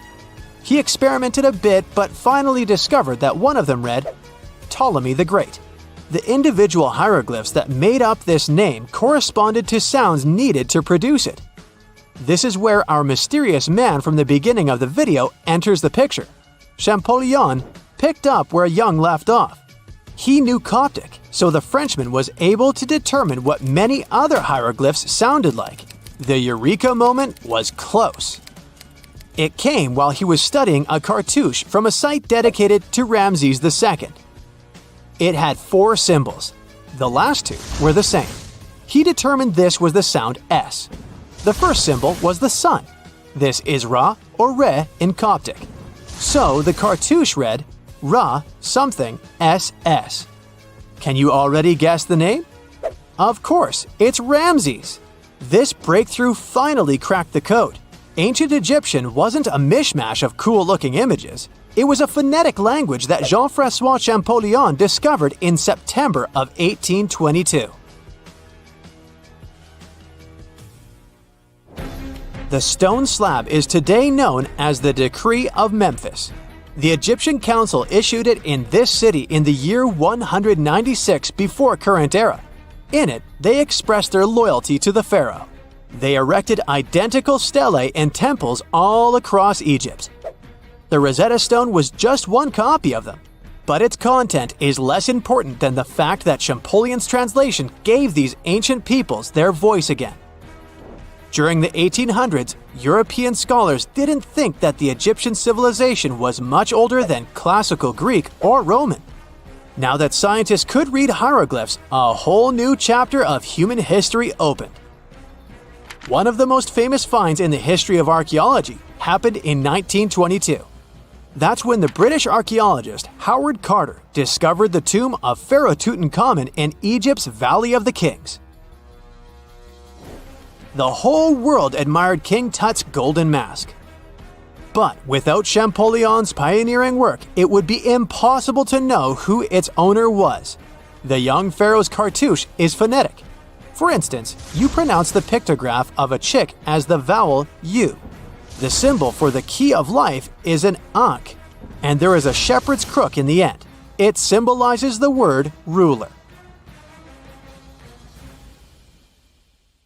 Hey, I bet you didn't know that trees used to grow in the middle of Egypt's barren, sun-roasted Sinai desert.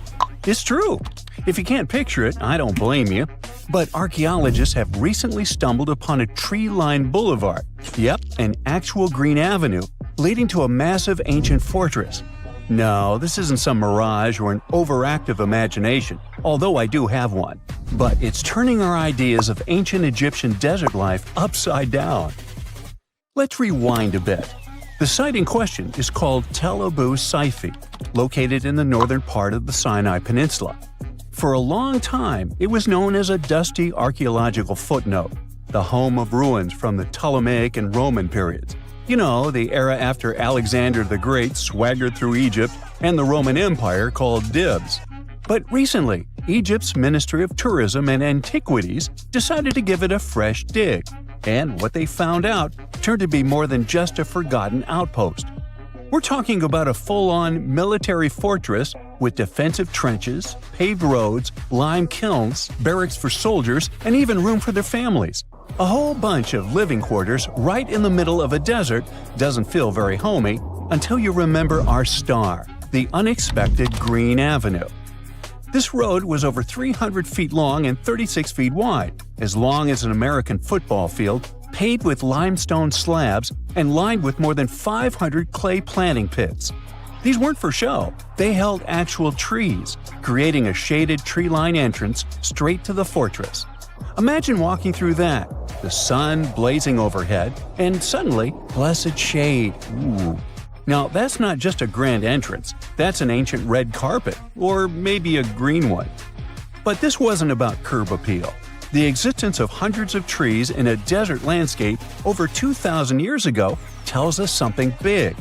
You see, the Ptolemaic Egyptians weren't simply good at building monuments, they were also masters of water management.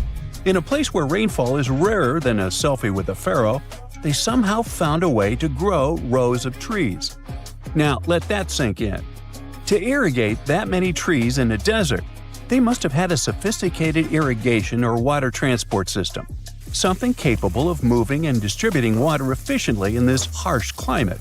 Maybe they channeled groundwater, or maybe they captured seasonal rain, or maybe ancient sprinkler systems. Okay, maybe not that fancy. But still, it's clear they were ahead of their time. Here's the thing, we already know the Egyptians mastered water control. They harnessed the Nile with ditches and canals to feed distant fields. So irrigation wasn't exactly a mystery to them. They had the skills and the knowledge. And sure, scientists still debate what the Sinai climate was like 2,000 years ago. But many believe it may have once been greener. After all, take one look at those dramatic mountains and rocky landscapes, shaped and sculpted as if by brute force of ancient rivers. And it's hard not to think that water once played a bigger role out there. Plus, archaeologists have found tons of evidence showing that Ptolemaic Egyptians cultivated fruits, vines, and trees on a large scale. In other words, growing a forest in a desert might feel wild to us, but to them, it was just another Tuesday.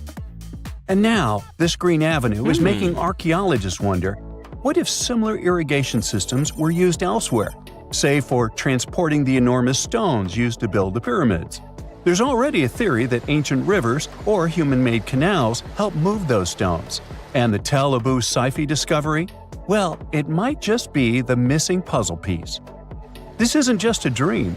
Back then, rivers were like highways, power grids, and cargo trains of the ancient world, all rolled into one. Egyptians used them for everything: irrigating crops, trading goods, powering industry, and even mobilizing for war. If you were doing something important, odds are it involved a river. But wait, it gets even better. Excavations revealed deep defensive trenches, like ancient moats, dug more than 6 feet deep around the fortress. Those weren't just muddy ditches. They were part of an elaborate defense system designed to be filled or bridged to control access. Think of it as ancient Egypt's version of a retractable security gate, minus the hydraulics. And while the trenches were keeping intruders out, life inside the fortress was bustling. Remember how we said archaeologists had found military housing units? It turns out soldiers might have lived there with their families. So this wasn't just a barracks, it was a thriving community, with meals, routines, kids playing, and probably a whole lot of ancient gossip flying around the dinner table. In addition to all the military stuff, researchers found 4 massive lime kilns used to produce quicklime, an essential ingredient for making construction mortar. These kilns are a big deal because they suggest that during the later Roman period, Tel Abu Saifi turned into an industrial hub. It was like the Home Depot of ancient Egypt, churning out materials to build and repair buildings. But here's where the plot thickens.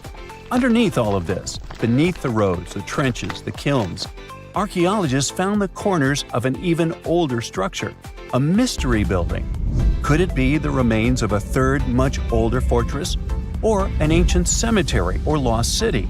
Nobody knows yet, but one thing's clear, this story isn't over. Honestly, this might be the coolest archaeological cliffhanger of the decade. So, what does this all mean? Well, for starters, it challenges everything we assumed about desert life in ancient Egypt. For the longest time, deserts were thought of as natural barriers, dry, deadly, and empty. But this find suggests that the desert might have once been green and full of life, not because the climate was dramatically different, but because the Egyptians were incredibly good at bending the environment to their will. They didn't just survive in the desert, they transformed it.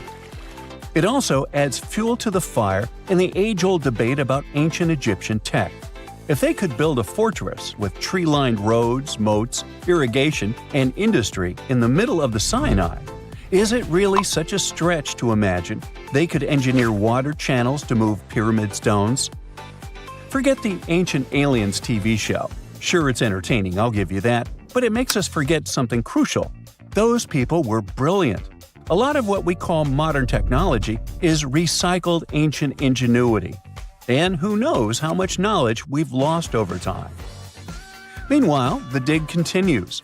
Scientists are now mapping the entire Tel Abu Saifi site, trying to piece together how all the structures connect.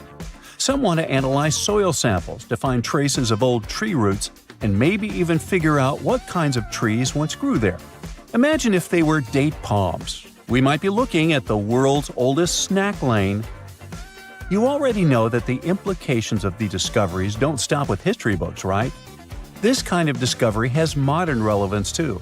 Our world is going through a lot of change, with crazy weather and huge heat waves. So maybe we should be asking, what can we learn from ancient civilizations that once made the desert bloom?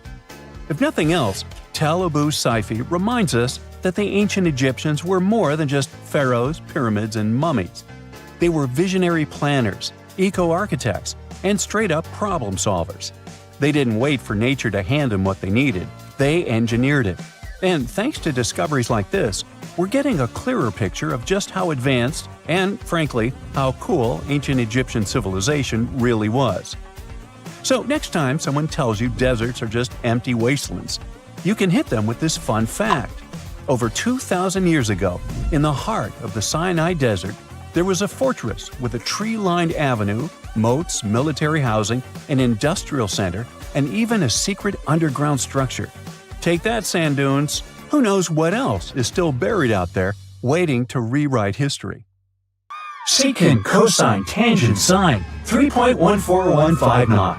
Yeah, that was the cheer we heard coming from the trigonometry club back in the day. For the rest of us in math class, terms such as sine, tangent, and pi were just bewildering. Who invented these and why? Was their only purpose to make it harder for students? Well, not quite. Trigonometry was invented by the ancient Egyptians.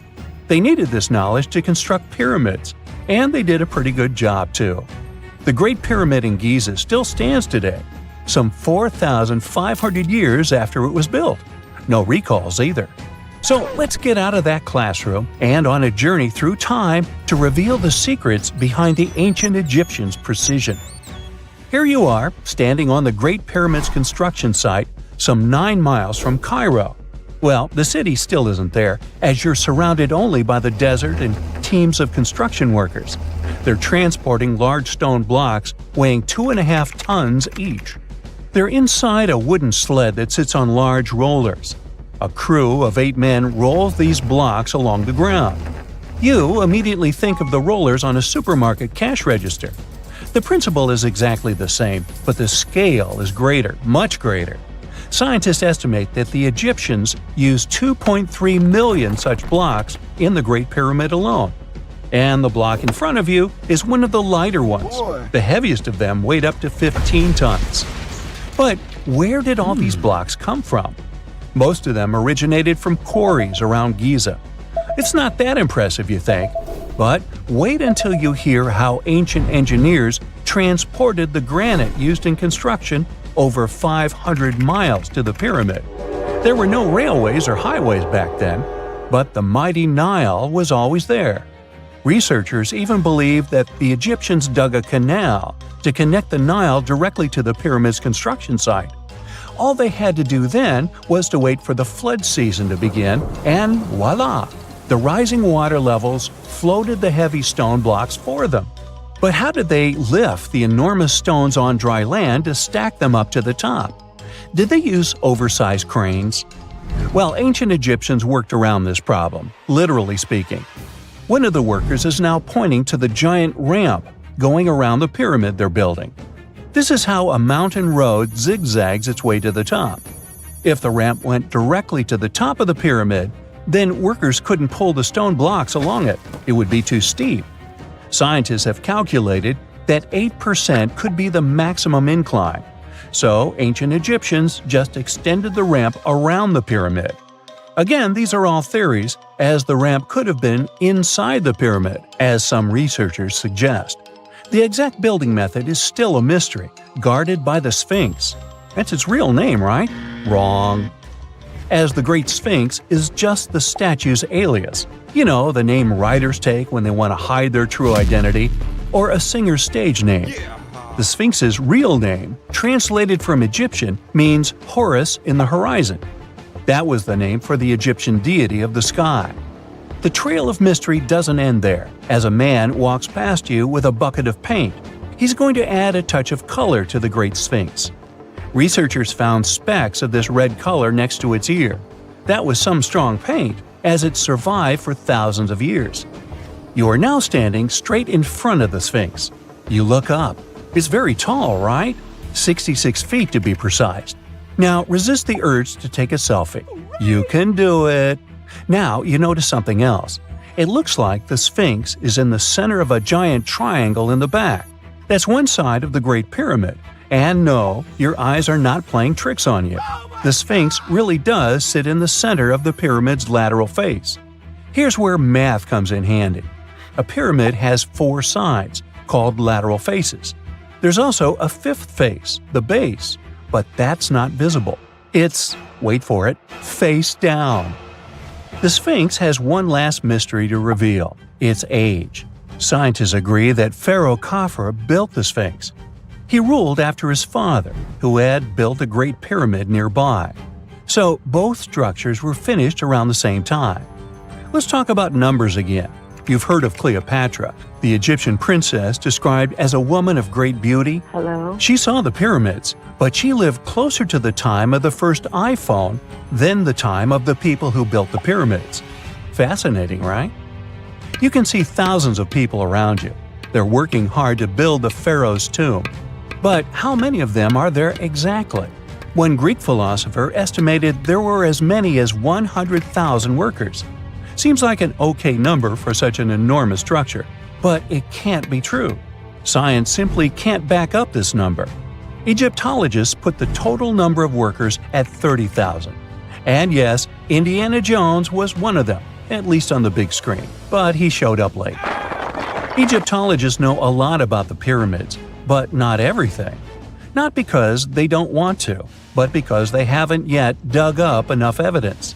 They can only guess how the building process went. First, engineers would arrive to choose the right spot and do the necessary measurements. That's why they needed all that complicated math. Then, it's time for sourcing the material, the large stone blocks I mentioned earlier. When boats deliver them to the site of the future pyramid, workers can finally do their thing. They operated in smaller groups, but there were at least 2,000 of them chiseling and carving away at any given time. Sounds like a typical construction site today? Well, that's because it is, just thousands of years ago. It's amazing what ancient Egyptians were able to achieve with just copper and stone tools. The pyramid is now complete in front of you. But is it the same pyramid we see today? Why is this structure shining bright in the desert sun? Isn't it supposed to be a dusty yellow color? Well, no. Human activity and the elements have completely stripped the outer layer of stones over time. Expert craftspeople polished these blocks using nothing but stone and sand. The end result was a smooth and shiny rock. On the day it was completed, the Great Pyramid of Giza was a perfect triangle of light. Its polished sides acted like giant mirrors, reflecting the powerful Egyptian sun. This is the point where you should put your glasses on. And that shiny thing you see at the pyramid's very top is actually gold. The capstone at the top of the pyramid is called a pyramidion. It was covered in sheets of gold. As you can guess, these were the first stones to disappear. Let's make another stop before we get you back to your classroom. We travel to the British Isles, and no, Stonehenge isn't our destination. It is Newgrange in County Meath. Scientists estimate that the ancient peoples of Ireland built this stone monument around the year 3200 BCE.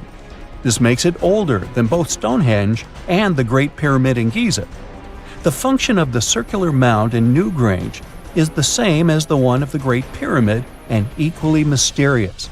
The estimated amount of loose stone present in the valley is over 220,000 tons. And it's not just randomly thrown on a pile. The order in which the stones are set makes the structure water-resistant. That would explain how Newgrange had survived for so long. Kinda makes you want to splash out the cash for that waterproof phone case, huh? Well, you're back in your school desk, but today's math lecture is the last thing on your mind. You're thinking about how great the Egyptian pyramids are, and if we have something similar today. It turns out modern engineers are just as impressed with the Great Pyramid as you are. There's a glass pyramid sitting in the main courtyard of the famous Louvre Museum in Paris. The panorama of San Francisco wouldn't be complete without the 48-story Transamerica Pyramid. But Las Vegas went the furthest. There we find the Luxor Hotel. It's so big that it's the third largest pyramid on the planet. And guess what's in front of it? Yup, a replica of the Sphinx. It's 110 feet tall, 2 stories higher than the one in Giza. Yeah, everything's bigger in Vegas. Most people know that pyramids were built as grand tombs for the pharaohs, designed to ensure they had a smooth journey to the afterlife. The Great Pyramid of Giza, for instance, was constructed for the pharaoh Khufu. But what most people don't know is that this whole pyramid building trend started right here with the step pyramid of Djoser about 4,700 years ago. This massive structure was built for Pharaoh Djoser, a ruler from Egypt's 3rd dynasty. It rises 7 layers high above the ground and stands about 200 feet tall. We think of it today as a phenomenal architectural project, but for ancient Egyptians, the step pyramid of Djoser turned out to be more like a massive experiment, a trial run, if you will, to perfect their building skills before they moved on to even more ambitious pyramids. Reaching new heights is super exciting, but the real mystery is what is going on below the ground. In this pyramid's underground labyrinth, there is a network of tunnels stretching about 3.5 miles long. And some researchers believe these tunnels might have been part of a sophisticated water system that could completely change what we think about pyramid construction. Let's talk about this massive complex located in Saqqara. Surrounding the pyramid, there's what's known as a dry moat, a continuous trench that is up to 164 feet wide and almost 2 miles long. It forms a sort of rectangular shape around the pyramid. This trench has an average depth of about 65 feet. Now, if you were to add up all the earth and rock they dug out to create this moat, it would be about 10 times the volume of the step pyramid itself. For the longest time, people just assumed this trench was nothing more than a huge quarry, a place where they dug up stone and clay to build the step pyramid. Makes sense, right? But when you take a closer look, it doesn't add up. The trench is too narrow and deep to be practical for mining, and its layout doesn't match anything we know about ancient Egyptian quarrying methods. Plus, some sections of the trench are actually covered with a rocky ceiling, which would have made it nearly impossible to use as a quarry. Another theory suggests that the dry moat had some kind of spiritual significance. Maybe it was a sacred place, where souls of nobles gathered to serve the late king in the afterlife. There are even niches in the walls that work as a hint at this spiritual function. But most researchers believe that this purpose likely developed much later, long after the complex was built for Djoser. So what was the moat really designed for? In 2020, a researcher came up with a pretty intriguing idea. It is possible that this trench was actually designed to collect and manage water, especially after heavy rainfalls. Now, that makes sense when you consider the location. The moat sits in an area that could easily have been flooded by runoff water from nearby plains. This could also explain why the trench wasn't used for new graves until much later when the climate became drier and less prone to flooding. The story becomes even more intriguing as this trench appears to be part of a larger, more complex hydraulic system within the Djoser complex. It is like the trench has several compartments, carefully carved out of the rock and connected by tunnels. These compartments likely served as a part of a water treatment system, where water would flow from one compartment to the next, getting cleaner as it moved along. Now, here is where things start to tie into the pyramid itself. The Djoser complex has a series of underground shafts, and some researchers think that water from the moat's deep trench might have been used to power a hydraulic lift system. And this giant water-powered elevator could have been used to raise the heavy stones needed to build the pyramid. It worked like a volcano, but instead of lava, water did the heavy lifting. Imagine a big deep hole in the ground at the center of the pyramid site. Inside this hole, there was a huge wooden platform, kind of like a giant raft that could move up and down. When the workers wanted to lift a heavy stone, they would fill the hole with water. As the water rose, the wooden platform started to float up, carrying the stone with it, almost like a giant water-powered elevator. When the stone reached the right height, the workers slid it off the platform and onto the pyramid. The idea is that water from the deep trench, after being cleaned and filtered, would flow into these shafts. A massive float, possibly made of wood, would then rise as the water filled the shaft, lifting the stones up to where they were needed for construction. Once the stone was in place, they'd let the water out, lowering the platform back down to the bottom, ready to lift the next stone. This fancy hydraulic lift system could have been a game changer, making the whole building process a lot faster and more efficient without using a lot of workforce. It is like the ancient Egyptians were already embracing the whole idea of work smarter, not harder. But of course, not everyone is on board with this theory. Some experts argue that the area where the step pyramid of Djoser was built couldn't have held enough water from occasional rains to maintain such a fancy hydraulic system. The main theory suggests that, in the past, there might have been some kind of lake nearby that would have filled up after a period of rain, and this lake could have supplied water to the complex's hydraulic system. But there is no mention of such a lake in any ancient Egyptian writings, so it might be more of a what-if situation than a reality. And then there's the issue of the hard work itself. Remember when I said this method could have allowed the ancient builders to raise stones with far less effort? Well, that might not be entirely true. According to some experts, just building this hydraulic device would have required a lot more heavy work than simply moving the stone blocks using good old-fashioned manpower. And let's not forget, the step pyramid of Djoser is like a baby pyramid compared to those that came later. The stones used for Djoser's pyramid weighed, on average, about 660 pounds each, which is nothing compared to the more than 2.5-ton blocks used later for the pyramid of Chephren. If this cool water lift theory gets completely ruled out, we still need to explain how this pyramid was built in the first place. To answer that, we need to rewind a bit and talk about the original plans. See, before Djoser's tomb became a pyramid, the idea was to construct a simple mastaba. This type of tomb was pretty common in earlier periods, a flat-roofed, rectangular structure with sloping sides.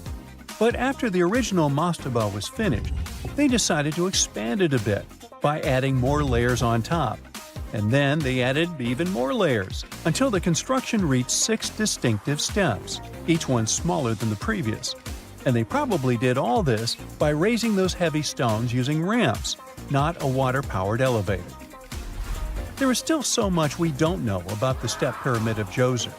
More research is definitely needed to fully understand how this system worked, or if it even existed at all. But the idea of using water to help build the pyramid adds a whole new layer to our understanding of ancient Egyptian engineering. It's a powerful reminder of just how clever and resourceful those builders were, using the natural landscape and the power of water to create one of the most iconic monuments in history. Imagine working 7 days a week on a large-scale construction site. You, along with thousands of others, carry millions of stone blocks and put them on top of each other according to a complex system. You work without modern construction equipment. You have no air conditioning or constant access to water. It's so hot outside that you can fry eggs on the road. You've been building the pyramid for decades, and now, when it's finally done, you enjoy the result of the colossal work of thousands of people. You're looking at a giant cultural monument of global value that will freeze in time and amaze people for tens of thousands of years. A few thousand years have passed. People in the 21st century see the pyramids and are like, wow, I can't believe humans have built this. Yeah, the people who built the pyramids wouldn't have appreciated such a theory. But actually, there are reasons to believe that people built it using some fantastic technology. From the outside, it seems the Great Pyramids are just big triangles of stone. People just put some heavy blocks on top of each other, and that's it. In fact, the design seems too perfect to be true. The pyramid consists of more than 2 million blocks. They lay so close to each other and are so even that you couldn't squeeze even a thin sheet of paper between them. Scientists still can't figure out the exact technology for building the Egyptian pyramids. One of the biggest and most famous is the Great Pyramid of Giza. This huge construction, well known all over the world, has one big secret. There should be a capstone on top of the pyramid. It's a triangular-shaped stone block, a small pyramid on top of a huge one. It's also called a pyramidion. The builders of ancient Egypt made it out of granite and limestone and covered it with gold. No records or old drawings prove that there was a pyramidion at the top of the Great Pyramid of Giza. But there's another ancient Egyptian structure with such a triangle, the Red Pyramid. It was built before the Great One, and its capstone has survived to this day. Archaeologists have found and reconstructed it. But where could the capstone of the Great Pyramid be? It's a mystery that still has no answer. Some are sure that some thieves have stolen it from the top. Maybe they just climbed up and pushed the pyramidion down. It makes perfect sense. The capstone was probably the most valuable element of the pyramid. Many scientists and archaeologists still don't know its exact purpose. Some believe that this peak covered with gold glorified the pharaohs. The capstone reflected moonlight at night and illuminated the entire space around it. During the day, the capstone reflected sunlight with its shiny surface. You could have noticed it from afar. The top of the pyramid was a kind of guiding star for lost travelers. All other stone blocks of the pyramid consist of limestone. People polished them to make them look shiny. In the past, they were even glowing and reflected light. You could see glowing pyramids from space, although they looked like tiny lights. Over thousands of years, winds, sandstorms, and rains have changed the pyramid's appearance. If people had taken care of them all this time, they would have looked like something out of science fiction movies, or the pyramids from Las Vegas. But unfortunately, we will never see their original appearance. Some archaeologists and scientists believe that the capstone could absorb the sun's energy and distribute it evenly throughout the pyramid. No one knows precisely why the Egyptians needed this technology. There's a theory the pyramids are ancient energy systems. The pharaohs applied this energy to use some unique technologies that were more advanced than all the achievements of the 21st century. And the triangular shape of the pyramids was ideal for boosting this electromagnetic energy. In theory, solar radiation, or electromagnetic forces, accumulated at the top of the pyramid, filled the inner rooms, and then went down the walls to the base. Any surface distortion could prevent the flow from spreading, so they had to create a perfectly smooth surface. That's why they installed the blocks, so that nobody could squeeze a needle or razor blade between them. Many people believe in this theory because they built the pyramids from limestone.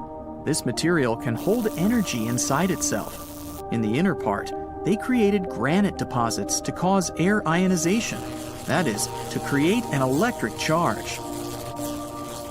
They also dug channels under the pyramid for water to transmit electricity. And at the top, they put a gold capstone, the best conductor of electricity. So, this is how you get a great power generator. Different cultures used similar technologies to create electricity all over the world. But these are all theories. If it had been working, humanity would have used these technologies today. There are mentions of the metal industry, chemistry, engineering, physics, mathematics, and astronomy in some ancient records. Most scientists don't believe in all these things. We know the detailed stages of the technology's development in different cultures. In the 21st century, scientists, historians, and anthropologists can track the evolution of all modern devices. If people had created some technological inventions in ancient times, the history of the world would have looked different. Perhaps all the achievements of antiquity could have been wiped off the face of the earth by global cataclysms, and it can happen to us. Just imagine how people would dig up a laptop in 5,000 years. Perhaps they wouldn't understand what kind of device it is. Another Egyptian wonder surrounded by mystery is the statue of the Sphinx. The Egyptians carved it out of a single massive piece of limestone about 4.5 thousand years ago. But scientists still don't know the exact date of its construction or who built it. People painted the Sphinx in different colors, so it looked much brighter and more vivid in the distant past. It was shining just like the Great Pyramids.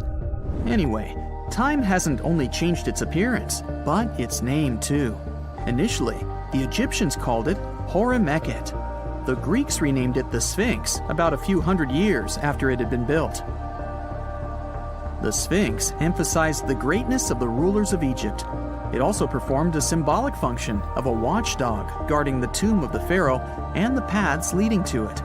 This version sounds realistic, since archaeologists have discovered many secret entrances at the foot of the Sphinx. Perhaps these rooms and intricate tunnels lead to underground halls with treasures. And treasures don't always mean gold and jewelry. According to legends and theories, the Sphinx guards the Hall of Records, the storage of all humankind's knowledge. The information about the ancient mythical state of Atlantis could be there.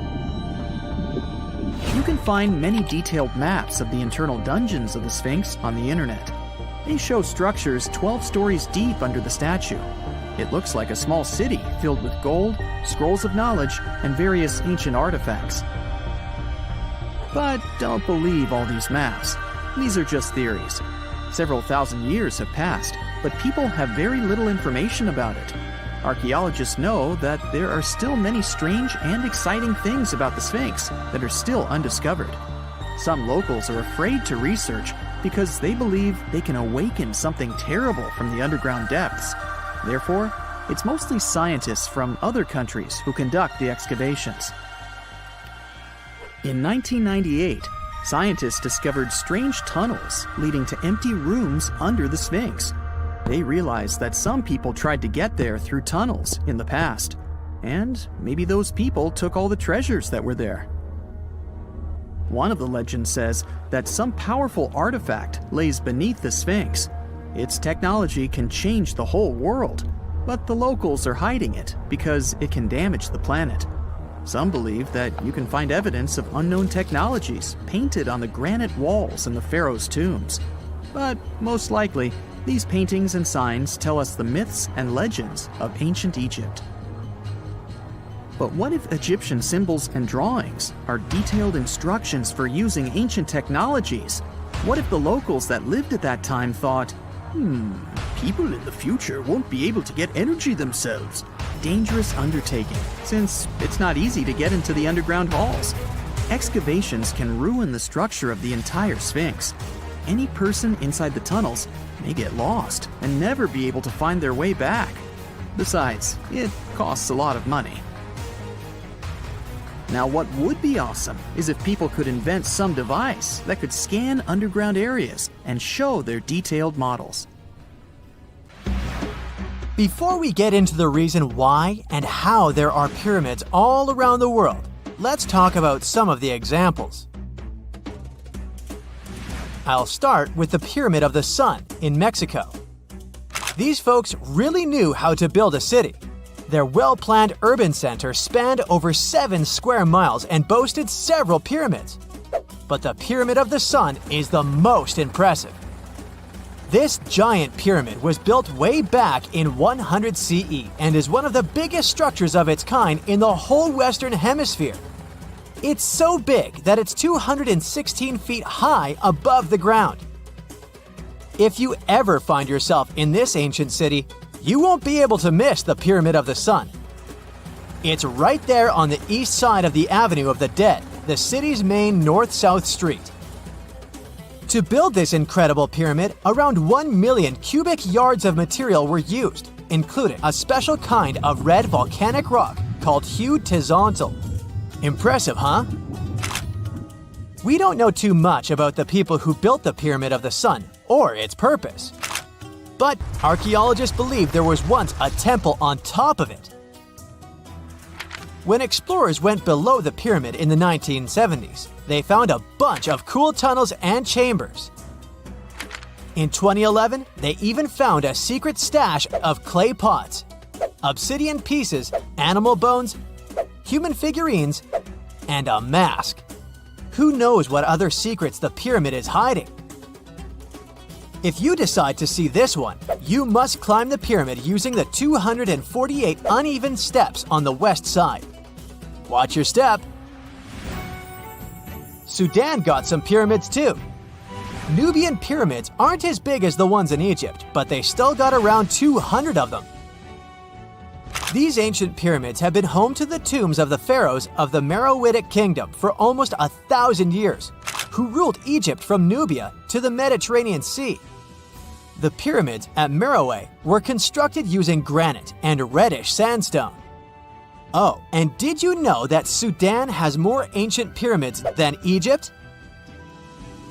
The Kushite pyramids depict the indigenous architecture and burial traditions of Nubia's Napata and Meroe kingdoms, which ancient Egypt influenced. Meroe, the burial site of over 40 queens and kings, is the most extensive Nubian pyramid site. The tomb walls depict mummified royals bedecked in jewelry, their wooden caskets containing bows, quivers of arrows, and other artifacts pointing to the Meroitic relationship and trade with Egyptian and Greek civilizations. So if you're looking for some ancient tombs to explore, you may consider skipping the crowds in Egypt and heading on down to Sudan. Let's fly to Iraq to see some more pyramids. Ziggurats have fancy receding layers and tiered temples. Instead of a smooth exterior, it has tiers like a cake. Perfect for all the important work and rituals that went on inside. You can find these towering structures scattered throughout Iraq and Iran, and they're a real testament to the power and skills of the people who built them. One of the biggest and most impressive ziggurats is the ziggurat at Ur. It's basically a giant rectangular pyramid that stands a whopping 70 to 100 feet tall, with 3 levels of terraces and a temple on top. Can you imagine how many baked bricks it took to build that thing? Try 720,000 for just the lower portion. This particular ziggurat was built for Sumerian king Ur-Nammu. Similar to other ones, this pyramid has been around for thousands of years, so it got a little rough around the edges. Thankfully, the Babylonian king Nebuchadnezzar II and some archaeologists came to the rescue in the 6th and 20th centuries respectively, and now you can find this near Talil Air Base. The ziggurat at Ur was built in 2100 BCE by King Ur-Nammu for the moon deity Nana. It was the tallest building in the city, and you could see it from miles around. It was like the medieval cathedral spire of its day. People would come here to bring their agricultural surplus and get their food allotments and seek spiritual nourishment. Sadly, the Nana temple at the top of the ziggurat didn't survive, but we do have some blue glazed bricks that may have been part of its decoration. The lower parts of the ziggurat are pretty amazing though. The architects even included holes in the temple's baked exterior to let the water evaporate from its core. Since we explored some of the pyramids on our planet, let's take a broader perspective. They can be found in many parts of the world.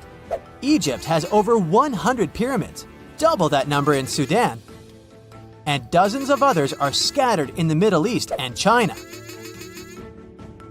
The Americas have the most pyramids in total, with more pyramids than the rest of the world combined.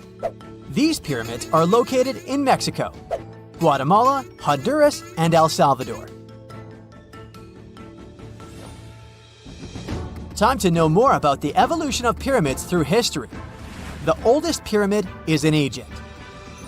This pyramid was a step pyramid, which was created by placing one layer of stone on top of another. The pharaoh Sneferu is credited with creating the pyramid shape we recognize today. During his 45-year reign, he built 3 pyramids. His first 2 attempts failed, but he finally got it right with the Red Pyramid, which is considered the first true pyramid. It was Sneferu's son, Khufu, who built the Great Pyramid of Giza, which was the tallest human-made structure on Earth for almost 4,000 years. Latin American pyramids are similar to early Egyptian step pyramids, but they were built independently, with no knowledge of each other. The pyramids in Sudan were built around 700 BCE and are tall but much narrower than those in Egypt. How in the world did all these civilizations build these things without even texting each other? After all, the Aztecs, Mayans, and ancient Egyptians were about as different as possible. But despite their cultural differences, they all seem to agree on one thing. Pyramids were pretty cool. Step pyramids are all around the world because they were the most feasible and stable way to build large and tall structures without access to lighter building materials like wood and metal. The triangular form with a square base is the best way to build a sturdy structure, and having a cube structure would require more material for less height. Now, when it comes to pyramid design, the Egyptian pyramids were like giant triangles with a square base, smooth sides, and a pointy top. On the other hand, the Aztecs and Mayans went for a tiered cake look, with steps leading up to a flat platform on top. So, while all these pyramids share the same basic shape, they have their own unique flair. Each group built its pyramids using different materials, techniques, and slope angles. So while they may have been inspired by each other's work occasionally, they were just doing their own thing. Egyptian pyramids had smooth, angled sides that was built over a series of caves that served as a passageway for the deities. The Maya built the temple of Kukulkan in Chichen Itza to honor the deity Kukulkan, usually represented by a serpent. Nicknamed El Castillo, it has 91 steps on each side, plus a platform. That's 365 steps, one for each day of the Mayan calendar. Tell me, Brightsiders, how were pyramids built? To begin with, humans made them, not a foreign race from space that landed on Earth. You see, one thing that all pyramids have in common is that they were built without advanced tools or even the wheel. It took a lot of people to build them, including skilled laborers and architects. For example, it's estimated that 20,000 people built the Great Pyramid of Giza, and it's believed that most of them were skilled laborers. Building pyramids was a massive undertaking that required years of planning and effort. The Great Pyramid at Cholula, Mexico, took 600 years to complete.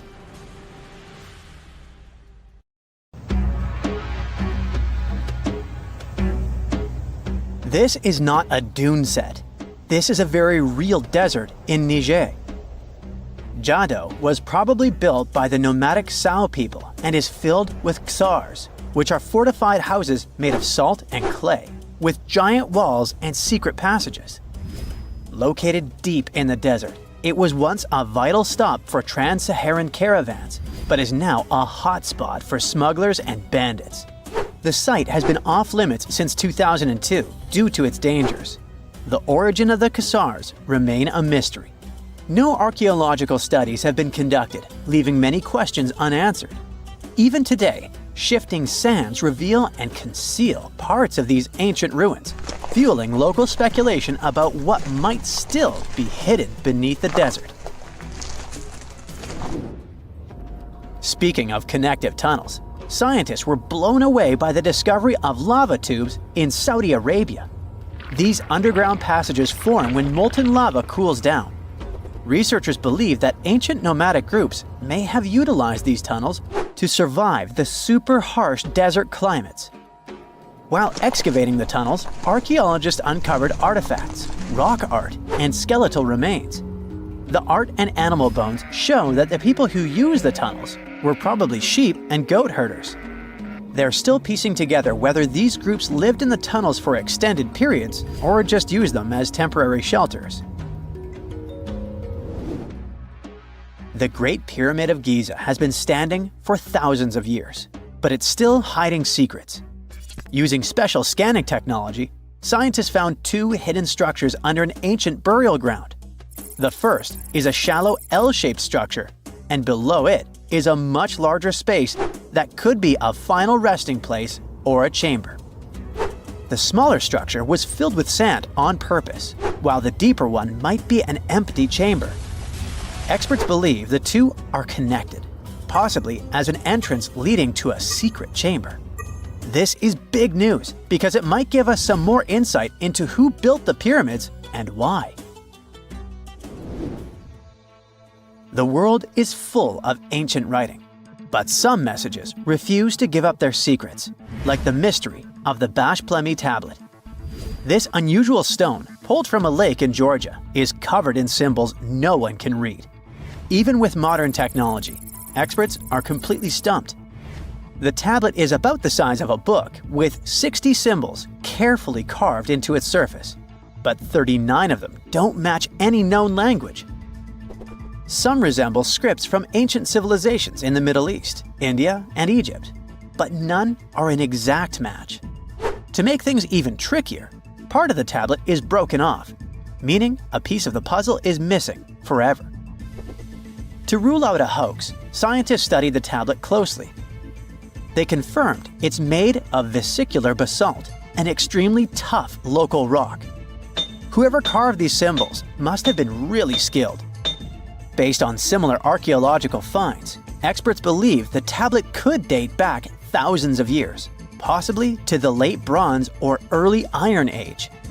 Some symbols repeat, which could mean they're numbers. Maybe it's an inventory list, a record of battles, or even an offering to the deities. Until someone cracks the code, the Bash Plemi tablet remains an unsolved mystery from the depths of history.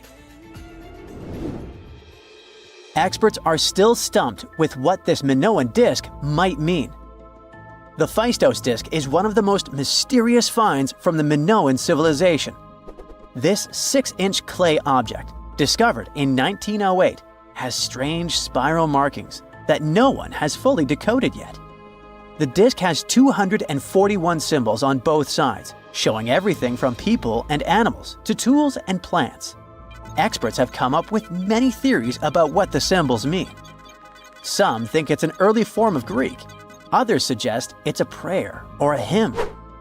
And some even believe it could be a letter from a king in Anatolia to a Greek ruler. Let's see who will be the first to figure this out. It's always a fun day at an archaeologist's office when they find something as big as a 2,000-year-old marble head. A French archaeologist mission went digging inside an old medieval house near Alexandria in Egypt and found a statue's head depicting an old, possibly ill man. This statue dates from the last Egyptian dynasty before it became part of the Roman Empire, and the site where it was found is associated with the likes of Cleopatra and Mark Antony. For archaeologists, even the smallest finds at this site means a lot. You've heard of Lucy, right? The Australopithecus that was an early ancestor for us humans. Well, scientists found some of her species' footprints somewhere in Tanzania. The so-called Laetoli footprints are over 3 million years old. The trail stretched 88 feet and has about 70 footprints, left behind when a bunch of early humans walked across some wet volcanic ash. What's cool is that these early humans were already walking on 2 feet, like us, not all hunched over like apes. The close spacing of the prints shows they probably had short legs and a shorter stride than we do today. In an ancient Egyptian temple, archaeologists uncovered a shrine unlike any other, a place dedicated to falcons and 2 mysterious deities. One deity had a falcon's head, while the other wore a crown with a sun disk and cow horns. But the most baffling discovery was an inscription that read, "It is improper to boil a head in here." At the heart of the shrine, there are 15 headless falcons carefully arranged on a pedestal, likely as offerings to the falcon-headed deity.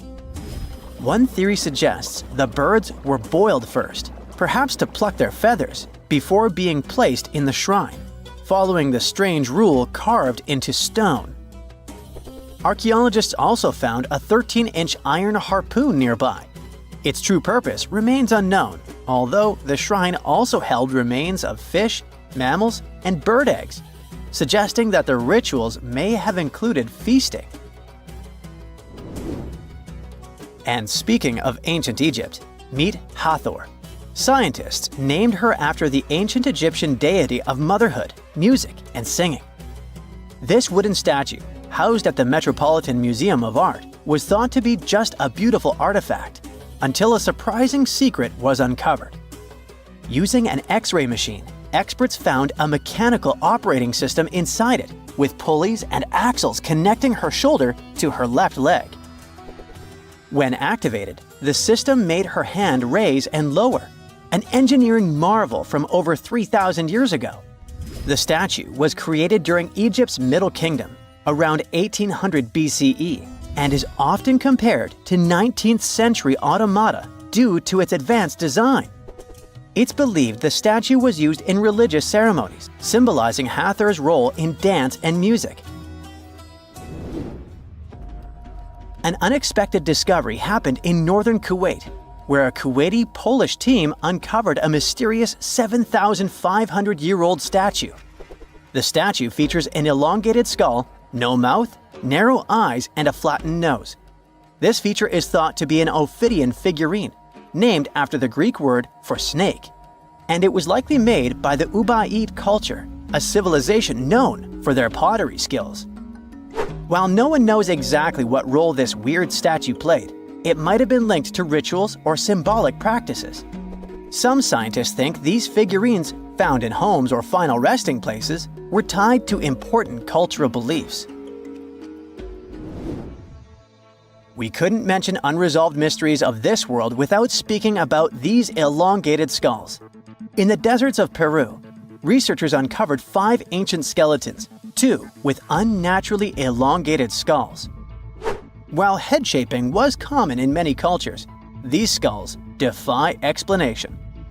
Local legends tell tales of the so-called gentiles, a mysterious race banished underground by the powerful deities.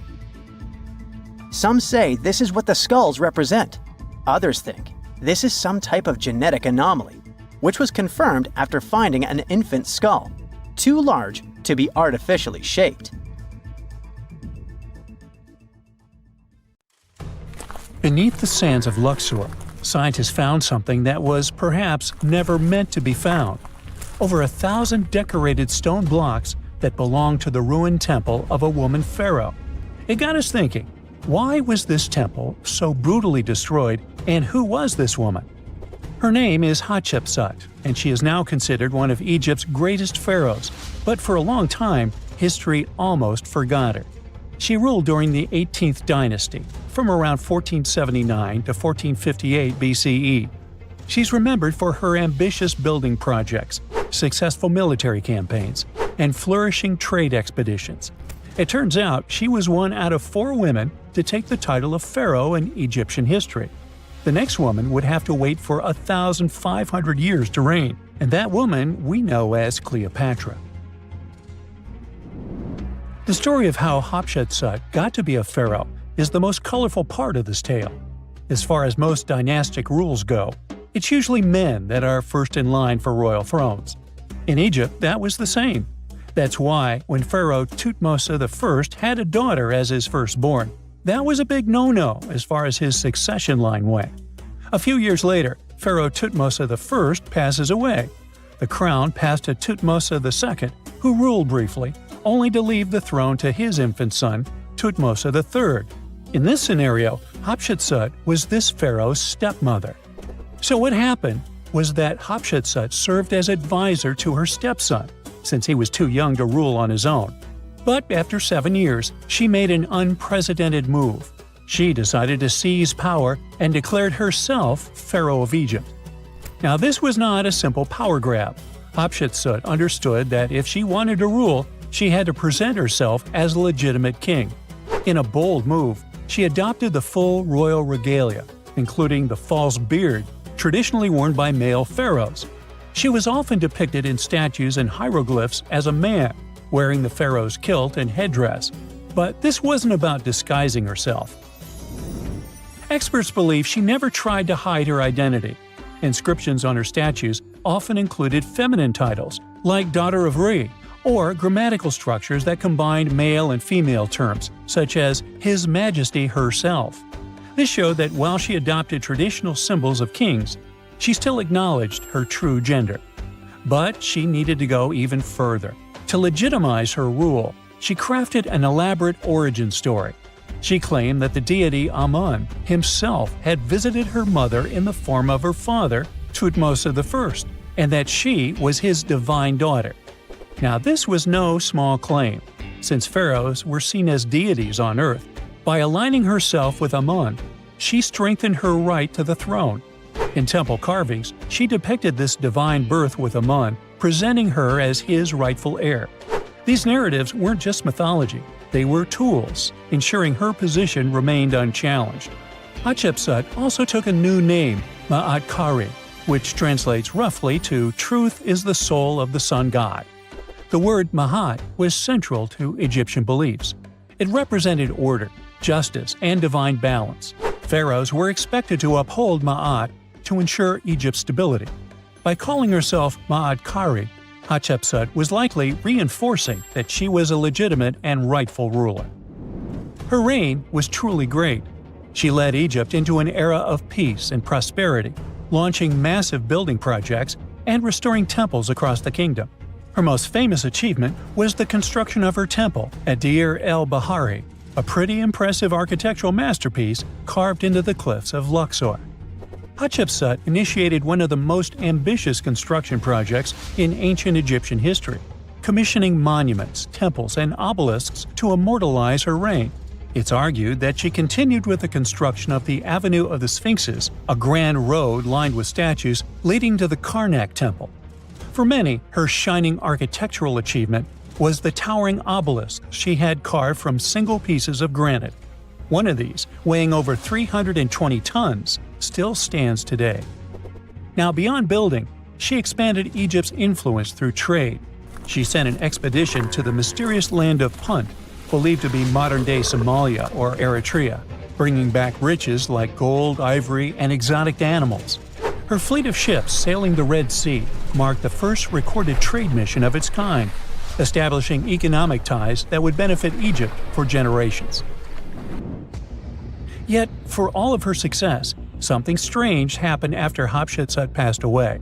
Her successor, aka her stepson Thutmose III, who had been overshadowed by her rule, took a drastic step. He ordered her name to be erased from history.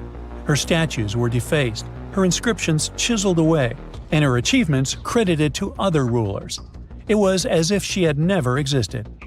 Some believe Thutmose III wanted to reclaim his rightful place as pharaoh, while others suggest that later rulers, uncomfortable with the idea of a female pharaoh, sought to restore traditional male dominance. The story gets even more tragic. The power struggle between stepmother and stepson continues, since, even after her passing away, Thutmose III built his own temple right next to Hatshepsut's at the Valley of the Kings. But he built his temple with one deliberate modification. His monument was built 11 feet higher than hers. Mind you that this was no accident, it was a symbolic statement. He wanted to overshadow her legacy. But history had other plans. Hatshepsut's legacy started to be rediscovered in the 19th century, and it was only through careful archaeological investigation that her reign was properly recognized. Today, Hatshepsut is remembered as one of Egypt's greatest pharaohs. Her reign, once erased, has been reconstructed through constant archaeological discovery that happened decades after her death, suggesting it might not have been a personal revenge but a broader political strategy. Yet, despite these efforts, her temple endures, and so does her story, a defiant echo of Egypt's first great female pharaoh. Let's travel through space and time to another place. Dashur, Egypt, is known to be home to several resting places of people from ancient Egypt. In the year 2017, scientists uncovered a long-lost pyramid. They quickly called the Ministry of Tourism and Antiquities because they suspected it was going to be a big deal. Unlike most pyramids that were found in the area, this one was completely sealed. Lifting the capstone was a delicate process. When they finally managed to open the pyramid, they expected to find an undisturbed chamber. Instead, it was chaos. The place had been looted, and the personal items of the person that had passed away were scattered all over. But in the middle of the wreckage, they found a chest. Using the latest scanning technology, they managed to read the damaged hieroglyphs on its surface. What they found was unbelievable. The name inscribed there was as clear as day: Princess Hatshepsut. Ooh. The discovery made in 2017 also opened up a lot of questions. After further analysis, scientists discovered the remains belonged to another Hatshepsut. It belonged to a princess that lived during Egypt's 13th dynasty. The fact that a resting place had been looted before it was sealed made scientists wonder, were these ancient people trying to hide something about this public figure? And why is there almost no record about her in ancient Egyptian history? Ooh, stay tuned. Have you heard of Göbekli Tepe? It's an ancient site in Turkey that literally made historians rewrite history books. Over 11,000 years ago, a group of prehistoric humans crafted an enigmatic masterpiece that's even older than Stonehenge.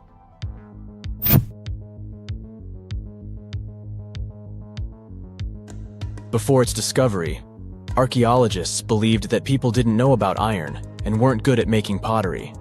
They were sure that settled life only emerged with the need for agriculture. But Göbekli Tepe changed this belief.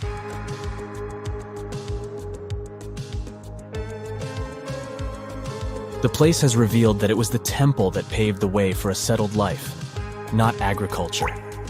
Until this discovery, researchers believed that farming was the catalyst for sedentary living. Meet Professor Schmidt, the guy whose findings changed this theory. He managed to prove that hunter-gatherer communities laid the very foundations of this way of life.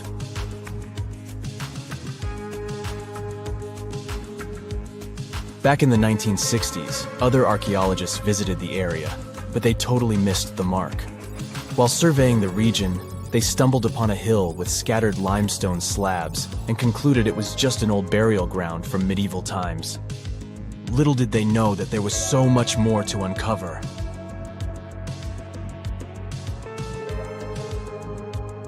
In 1994, Schmidt embarked on his own survey of prehistoric sites in the area. Surprise! He instantly realized he had discovered something truly extraordinary. Unlike the nearby flat and barren plateaus, Göbekli Tepe had a gently rounded top, rising 50 feet above the surrounding landscape. Funny enough, the translation of this place's name is Potbelly Hill. Schmidt was sure only humans could have made something like this.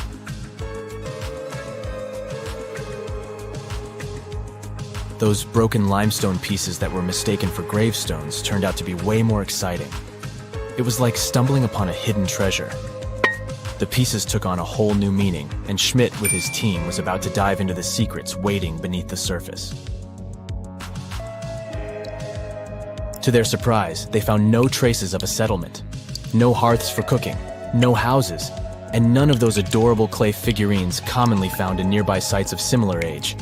However, they uncovered that those ancient people used tools like stone hammers.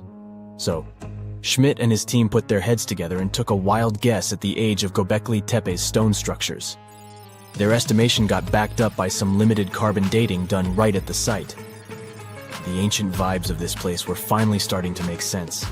It was like a puzzle slowly coming together.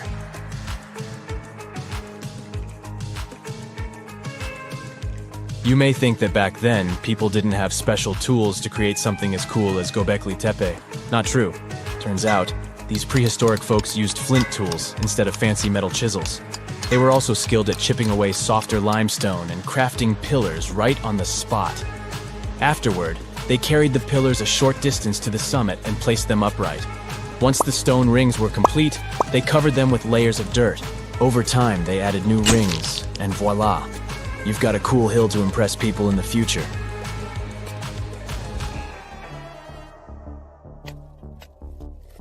During their first year of excavation, the team went through 15,000 pieces of animal bones from wild creatures.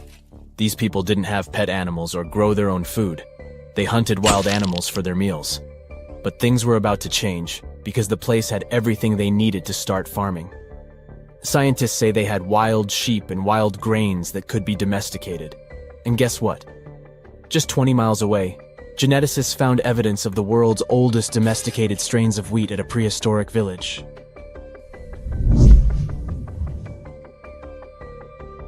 These amazing findings have completely changed how we view civilization.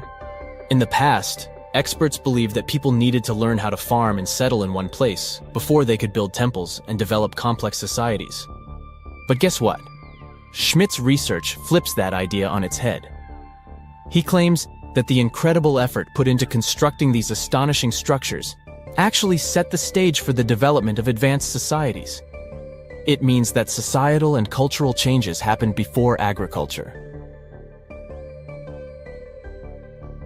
Schmidt has this fascinating hypothesis about Göbekli Tepe. He thinks it could have been a special burial site where people left their loved ones. And here's the twist. The burial site was adorned with fancy statues and symbols representing deities from the spiritual realm.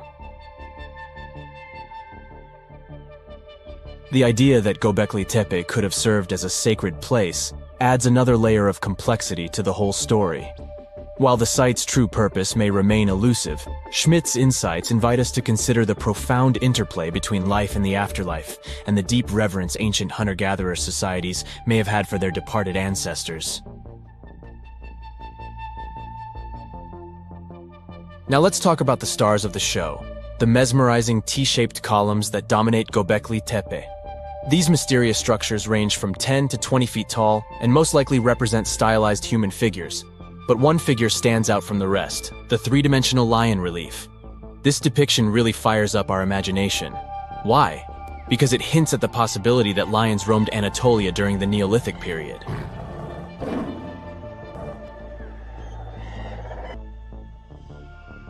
These standing stones are arranged in circles and placed in rectangular pits. Each circle has a similar setup. Two big T-shaped pillars in the center, surrounded by slightly smaller ones facing inward. Talk about a stylish arrangement. These towering pillars reach a whopping 16 feet and weigh between 7 and 10 tons. Some pillars are plain and simple, while others are like works of art with intricate carvings. Foxes, scorpions, and vultures come to life, crawling and twisting on the pillars' sides. But it's not just animals depicted on these stones. Some pillars have abstract shapes representing humans, and even small carvings of clothing items. Some of them even have belts. Now, there's one pillar that stands out from the rest like a rock star. This super old stone pillar suggests that a comet crashed into Earth. It happened during a chilly period that lasted about 1,000 years. Previous studies examining Greenland ice cores hinted at this comet theory, but now the carvings at Göbekli Tepe prove it right.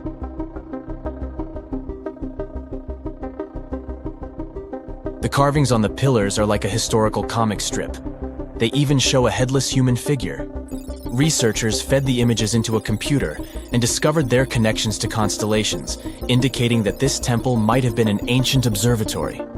It's like our ancestors were trying to document this cataclysmic event in their own unique way. Archaeologists have been excavating and researching Göbekli Tepe since the mid-1990s, peeling back layers of history and providing us with a deeper understanding of the intricate relationship between various elements. They have no plans to stop the whole process for another 150 years. Who knows what else they'll find? You see, Göbekli Tepe has been labeled purely as a ritual site with no signs of domestic activities. We were led to believe that the absence of water meant it couldn't support semi-sedentary communities. But scientists believe it's time to shake things up and approach Göbekli Tepe with fresh eyes. It's time to question what we believed before and use new evidence and different ways of thinking. Like, there might have been a group of people living in the area who didn't stay in one place all the time. They moved around a bit but still had their own civilization, living in the area semi-sedentarily. Göbekli Tepe is not just home to a single temple, but an astounding collection of over 20 ancient structures. As archaeologists delve into the depths of this wonder, they are unraveling its unique layout, featuring two prominent focal points at the heart of each establishment, complemented by smaller structures and dividing walls. What's even crazier is that in this area, there are over 200 obelisks, which are narrow tapering monuments. Have you ever visited a famous monument and thought, all right, this is boring? While you were up on the Eiffel Tower yawning at the view, another landmark in Paris was pulling off the ultimate plot twist. Hidden in plain sight at Place de la Concorde stands a 3,300-year-old Egyptian obelisk that's been keeping juicy secrets from Pharaoh Ramses II himself. That's right. Ancient secret messages carved in stone have been right under our noses this whole time. Nope, this isn't the next National Treasure movie. This is real life, and it took a real-life Indiana Jones to crack the code. So, let's set the stage. You've probably seen this block of stone before, right? Towering 75 feet high, this massive granite pillar was originally from Luxor, Egypt, and it's been chilling in the heart of Paris since 1836. It's covered in hieroglyphs, and for years, everyone assumed we'd already cracked their code. Mystery solved. Nothing left to see here. Enter Jean-Guillaume Olet-Pelletier, French Egyptologist, cryptology expert, and part-time monument whisperer. Basically, if Indiana Jones traded his whip for reading glasses and binoculars, you'd get this guy. He's got a rather unusual hobby. He strolls up to the obelisk every now and then and casually reads hieroglyphs. For fun. Yes, he can read them fluently. No, we don't know what that says about our own hobbies. Until 2021, experts believe that the inscriptions on the obelisk mainly praise the gods Amun or Amun-Ra, if you're on friendly terms, and Horus, you know, the falcon-headed sky god with those super famous parents Osiris and Isis. But during one of his casual reading sessions, Olet-Pelletier noticed something odd. Some of the hieroglyphs weren't just singing praises to the gods, they were giving directions, literal directions, to the entrance of the Temple of Luxor. But wait, it gets even better with a little backstory. Obelisks like this weren't just pretty lawn decorations. They were usually placed at the entrances of major temples, like the Temple of Luxor, where this one originally stood. They symbolize the sun god Ra and were meant to represent a ray of sunlight frozen in stone. Basically, they were giant sacred exclamation points showing off the pharaoh's divine connection and power. Ramses II had two of them set up at Luxor's entrance to honor the gods and, of course, to brag about himself. This one got shipped off to France in the 1830s as a gift from the ruler of Egypt, Muhammad Ali. No, not the boxer. and it's been waiting for someone to take a closer look at it. Moving the obelisk to Paris was no small feat. It weighed over 220 tons and had to be transported on a ship built especially for it, called the Luxor. How original. The whole transportation cost the modern equivalent to $19 million. Interestingly, its twin obelisk still stands in Luxor, which means that researchers can compare both structures to see if the story really matches. This pairing of obelisks was intentional, meant to guide the eye and the spirit towards sacred space. Lucky for us, Jean Guillaume picked the perfect moment to snoop around. The obelisk was undergoing restoration for the upcoming Olympic Games. Scaffolding was up, giving him rare access to the tippy top of the monument. Armed with binoculars and a ladder, he got eye level with parts of the pillar that most of us can only squint at from street level. And that's when he uncovered the real twist. Turns out, ancient Egyptians didn't just chisel random symbols into stone. They had something way cooler up their sleeves: crypto-hieroglyphs. Those were specialized coded forms of writing used for sacred or elite messages. Basically, ancient VIP-only emojis. While your average temple priest could read standard hieroglyphs, crypto-hieroglyphs were reserved for the pharaoh's inner circle. Today, only 6 people on Earth can read them fluently. And wouldn't you know it, our French friend is one of them. Of course he is. Now, here's where things get wild. Normally, hieroglyphs written on monuments like the obelisk are read top to bottom, right to left. Simple enough. But Jean Guillaume decided to break the rules and read them horizontally instead of vertically.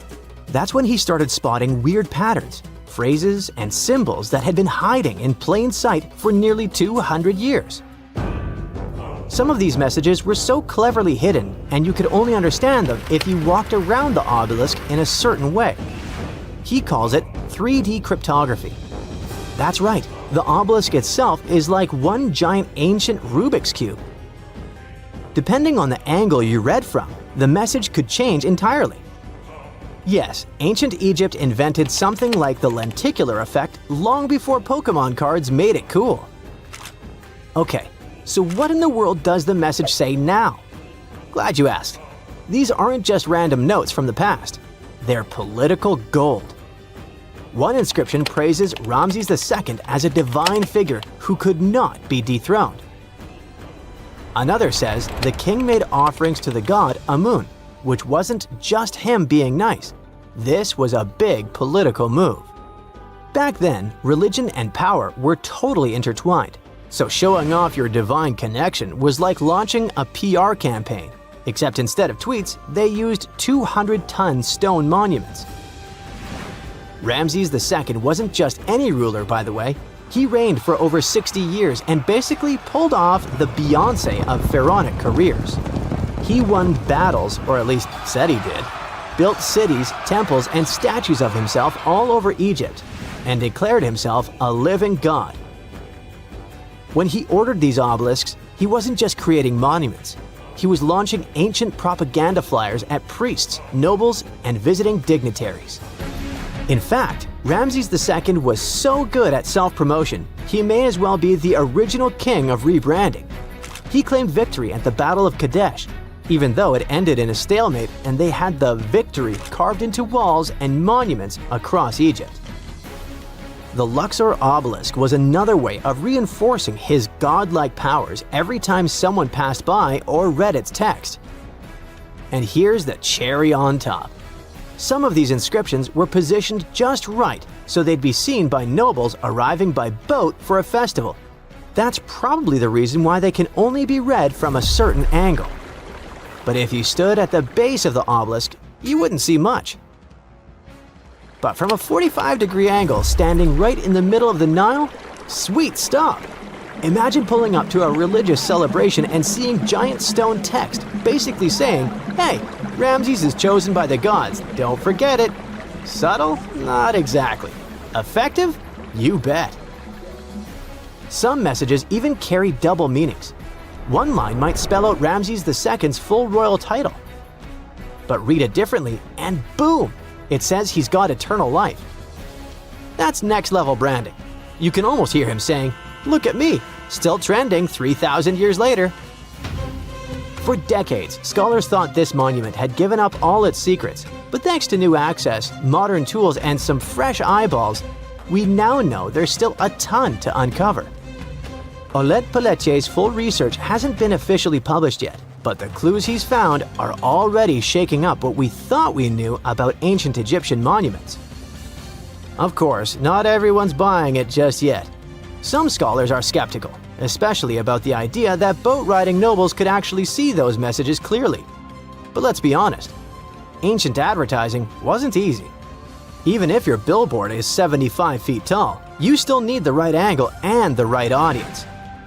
So the next time you're in Paris staring at the obelisk while sipping your overpriced café au lait, remember, you're not just looking at a fancy paperweight from the 19th century. You're standing in front of an ancient Egyptian PR campaign, a 3D puzzle, and a 3,300-year-old flex from Ramses II himself. And let's be real, if that obelisk had been hiding messages this long, who's to say it's done talking? So grab your magnifying glass, channel your inner Egyptologist, and remember, the real treasure isn't gold or jewels, it's the drama chiseled in stone.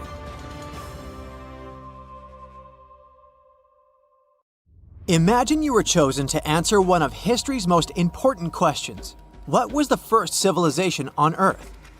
The job description is simple, yet the task is extremely challenging. You need to unearth the proof of the world's first official civilization. Was it the Sumerians in Old Mesopotamia? Or was it the ancient Egyptians spread out along the Nile River? Not to make you nervous or anything, but history is quite literally in your hands. Good luck!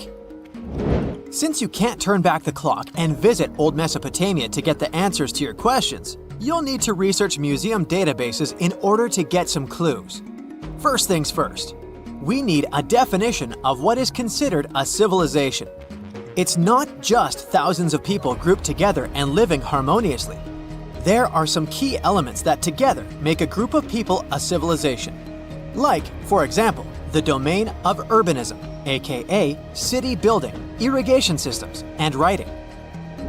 You decide to begin your search by diving deep into the history of the Sumerians, which today hold the position of the world's first civilization. Now, imagine being the first of your kind. This means having no external examples. Rather, it means starting from scratch. First thing you'll need? A piece of land. And since there were no active water companies in the world at that time, you'll need a piece of land with easy access to water. So, the Sumerians settled between two major rivers, known as the Euphrates and the Tigris in southern Mesopotamia around 5000 BCE. Fun fact, Mesopotamia translates to the land between two rivers. On a modern-day map, it's more or less where Iraq is situated today. Together with land, a civilization needs ways to get food. The Sumer civilization had to face a dry and hot climate, but they managed to make agriculture thrive in the region. By diverting river waters and creating reservoirs and dams, the Sumerians allowed for a series of settlements to emerge across Mesopotamian plains. The famous city of Babylon was one of them. You know, the city that supposedly had those hanging gardens? I say supposedly because no definitive proof of the real existence of this monument has ever been found. However, it was considered one of the 7 wonders of the ancient world, and cited as a remarkable feat of engineering in an ancient book published around 290 BCE. Although no record was found of the Gardens of Babylon, the Sumerians were recognized as extremely skilled builders. Their cities were filled with mud brick constructions, and the most impressive ones were known as ziggurats, stepped pyramids that were built for spiritual purposes. The Sumerians built a trade network to supplement scarce resources and started to exchange goods with civilizations rising nearby, like Anatolia and Egypt. The beginning of trade was what drove the Sumerians to develop what is believed to be the world's first writing system. It began as a simple system, likely dating back to 3400 BCE. In this system, each syllable was represented with a drawing. Later, it gradually evolved into a fully formed cursive writing system. Don't believe me? Take a look at this piece from the Babylonian times. This huge basalt plaque is called the Hammurabi Code. It's known to be humanity's first collection of written laws. As far as the story goes, it was carved in volcanic stone around year 1760 BCE. Look at the precision of these carvings. It's quite astonishing. But the content is also surprising, since these 282 rules vary from commercial regulations to strict laws of justice. The thing is, historians don't have a consensus on whether the Sumerians were really the first ones to invent writing. Some think it might have been old Egyptians. Let's pause here. Ancient Egyptian settlements are believed to have started around the year 5500 BCE, which is earlier than the Sumer civilization. But remember I said a civilization needed a few things before it was considered as such. Ancient Egypt consisted of several smaller city-states, such as Memphis, Abydos, and Thebes, spreading out along the Nile River. It wasn't until 3000 BCE that Egypt was unified under one kingdom and lasted as an empire until nearly 1000 BCE. Although there is no consensus on this, some Egypt experts believed that it could have been Sumerian immigrants that founded early Egyptian settlements. The proof could be the presence of cylinder seals made of hard stone, something that was widely used in Sumer. These seals were used to guarantee authenticity in legal transactions, but it's hard to say whether this method was introduced by Sumerian immigrants or simply by trade. Since the time period is not one of the criteria we can use to determine who came first, we'll have to turn to something else. But what? Like the Sumerians, the Egyptians were also highly skilled builders. Duh, they built the famous Giza pyramids and many others all over their territory. In order to enhance their building techniques, they delved into developing a more profound understanding of mathematics. They developed a new form of measurement called the cubit, which was the equivalent of an arm's length. The Great Pyramid, for instance, is 440 cubits per 440 cubits. They were also innovative astronomers, combining their mathematical skills with attentive astronomical observation. They were the first civilization to use a 24-hour division of the day. And they even created a solar calendar, which was the first dating system in history to feature 365 days in 1 year. Okay, it's undeniable how impressive they were. But some experts say that the dispute has to be settled through the comparison of their writing systems. Hieroglyphic writing, the first Egyptian style of writing, is said to date back to 3000 BCE. It was a composition of over 700 symbols, which were carved in stone. For a long time, researchers believed that the Sumerian writing had come before Egyptian, but in a recent discovery made by Yale researchers claims otherwise. Archaeologists have discovered a panel of 4 signs that are believed to have been written around 3250 BCE.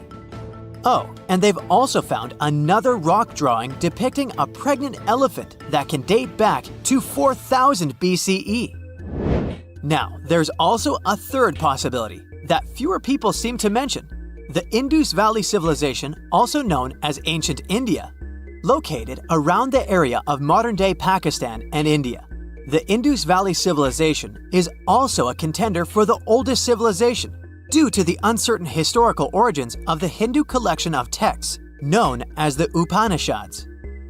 The Indus Valley Civilization flourished around 3000 BCE, but records show that people in the Indus Valley were trading with Mesopotamians as early as 3500 BCE. Now, wait a minute. How is it possible? No, they weren't time travelers. This isn't a sci-fi movie. There already were agricultural settlements in the area that were slowly growing into bigger cities, such as Harappa and Mohenjo-Daro. Ancient Indian cities were sophisticated, filled with baked brick homes built in a grid system. These ancient cities even had draining and sewage systems that connected most homes and used gravity to carry waste outside of the city. They were pretty advanced. They were also an extremely religious civilization, and Hindu beliefs were at the center of their practices. Despite that, their cities weren't filled with spiritual buildings. Actually, Mohenjo-Daro's most important building was a public bath. Interesting, huh? Now, why can't we know if they were the oldest civilization on Earth? Even if some historians suspect that the origins of the Indus Valley people can be traced back to 5000 BCE, there is no concrete evidence of this, only speculation. The best proof we have is the Upanishads. The Upanishads are texts filled with philosophy, mantras, and ceremonies. The thing is, part of Hindu practices included memorizing and passing down the wisdom of the Upanishads in oral form. So it took a while before it appeared as a written script. Well, I'd say historians aren't really sure what was the world's first civilization. We can only guess at this point, but who knows what new discoveries might reveal. We all grew up believing that Stonehenge is the world's most ancient observatory, but now it has some serious competition for the title. Nabta Playa was built more than 2,000 miles away in southern Egypt and thousands of years before Stonehenge and even the pyramids of Giza. In 1973, a Bedouin guide stumbled upon a strange group of huge stone formations while crossing the Sahara Desert. He led American archaeologist Fred Wendorf to the site, located about 60 miles from the Nile. Wendorf's friend and colleague claims the team found the stones while stopping for a bathroom break in the desert. Either way, what they found changed history. At first, Wendorf thought the stone structures were just natural formations. But then it hit him. This area was once a lake, meaning no natural rocks should even be there. He kept coming back to the site for decades, and by the early 1990s, his team finally uncovered a circle of stones that seemed to line up with the stars in a way no one could explain. After 7 long years of trying to crack the mystery of the site, Wendorf reached out to an expert in archaeoastronomy. They study how ancient people used the stars. One evening, while the expert sat in the cool desert sand staring at the stones, he realized that they formed a pattern radiating outward from a massive burial mound. One by one, as they dug into the sediment, the buried megaliths started lining up like spokes on a wheel. The team had already used radiocarbon dating to test samples from fire hearths and tamarisk wood roofing found inside the stone circle. Nabta Playa had dozens of standing stones, all a few feet tall. Some of them lined up exactly with the sunrise on special days, and others matched up with bright stars in the sky. Inside the big circle, there were 6 special stones that may have been used for rituals or marking important times of the year. Around them, 29 standing stones might have worked like a simple calendar to help people know when it was time for something important, like the summer solstice, the longest day of the year. When the sun rose in just the right spot, it was a sign that the rainy season was coming. The stone circle once aligned with the brightest stars in the northern sky: Arcturus, Sirius, and Alpha Centauri. Some stones even pointed to the constellation Orion. By tracing Arcturus's movement across the sky, they figured out that it matched perfectly with the circle around 4800 BCE.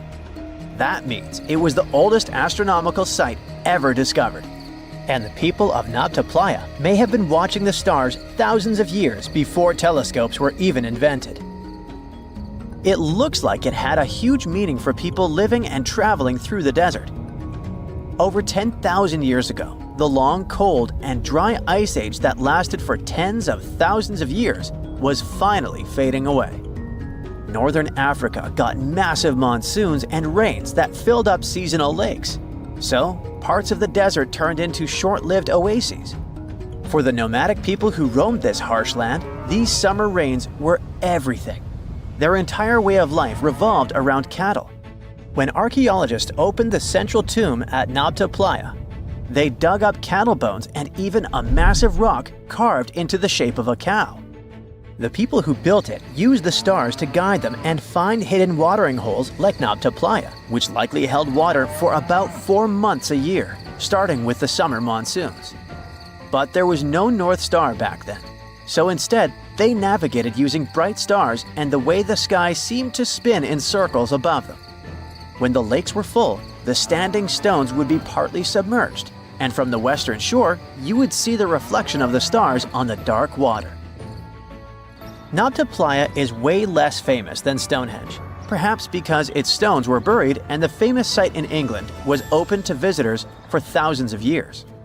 Sadly, when Nabta Playa did become famous, some tourists ruined parts of it by moving stones around, which messed up the ancient star alignments. To protect it, the authorities moved everything to a museum where people can see the stones and the carved cow statue without damaging them. The Egyptian Observatory isn't the only construction similar to Stonehenge. It has versions that were used for different purposes, from Germany and France to the US and the Andes in northern Peru. This last one is actually one of the oldest big structures ever built in this region. The circular plaza is made of two giant stone walls arranged in a ring. It was likely used for ceremonies and gatherings. Scientists have carbon dated it to be about 4,750 years old, which means it was built before the Great Pyramids of Egypt and Stonehenge. The plaza had two entrances and a special layer of clay, soil, gravel, and charcoal underneath. It was carefully planned and built. Archaeologists also found ceramic pieces, quartz crystals, and gemstones at the site, so it was definitely a special place. People visited it for centuries, but at some point it was sealed off, probably because of changing beliefs and traditions. The most recent discovery was the remains of a large timber circle roughly the same age and with parallels to Stonehenge, all the way up in Denmark. This open-air structure was likely part of a special area where prehistoric people from the late Neolithic and early Bronze Age gathered for rituals and ceremonies. The circle was made up of 45 giant wooden posts, forming a huge ring about 100 feet wide. The wood is gone now, but scientists believe tall timbers once stood in the holes and created an impressive wood henge.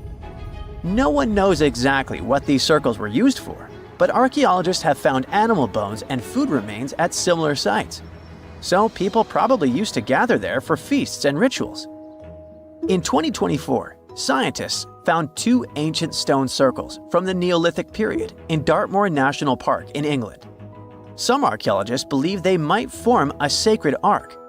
Many of Dartmoor's stone structures were built in a curved shape on the high ground in the center of the area. A long time ago, Dartmoor was covered in forests, so people may have used the high ground as important markers. One of the newly found circles fits inside this ark, but the other one is outside of it, to the north. This could have been an entrance point into the ark. There's also a raised bank of earth near the stones, which looks similar to other famous Neolithic sites, like the Ring of Brodgar in Scotland and Stonehenge itself. This means the people who built these circles may have visited Stonehenge or been inspired by it. Archaeologists in Oman found ancient stone monuments called tralith, which got the nickname Arabian Stonehenge. They were finished about 2,000 years ago, but no one knows for sure who built them or why. Scientists also found stone hand axes that are incredibly old, between 300,000 and 1.3 million years old, from the time when the first humans left Africa. At another site in central Oman, archaeologists discovered a Neolithic tomb from around 5,000 to 4,600 BCE. There are two chambers with the bones of dozens of people inside beneath a giant megalithic structure. Nearby, they also discovered rock carvings that were made by people who lived in the area. And then there is another Stonehenge look-alike, this time in Saudi Arabia, that was used as an apartment complex thousands of years ago. Archaeologists discovered a total of 345 stone circles by looking at aerial photos of a lava field. Each circle is between 13 to 26 feet and has at least one large standing stone in the middle. These structures still have remains of stone walls and doorways. Stone circles like Stonehenge are often linked to ceremonies and rituals, but scientists say that many early houses were actually built in round shapes, and rectangular homes only became common much later in history. Welcome to Rapa Nui, better known as Easter Island. It's a tiny speck in the vast Pacific Ocean, 2,200 miles away from the coast of Chile. This island is most famous for its eerie moai statues. This place is also home to one of the most mysterious writing systems in the world, called Ronga Ronga. We found it on 27 small wooden tablets.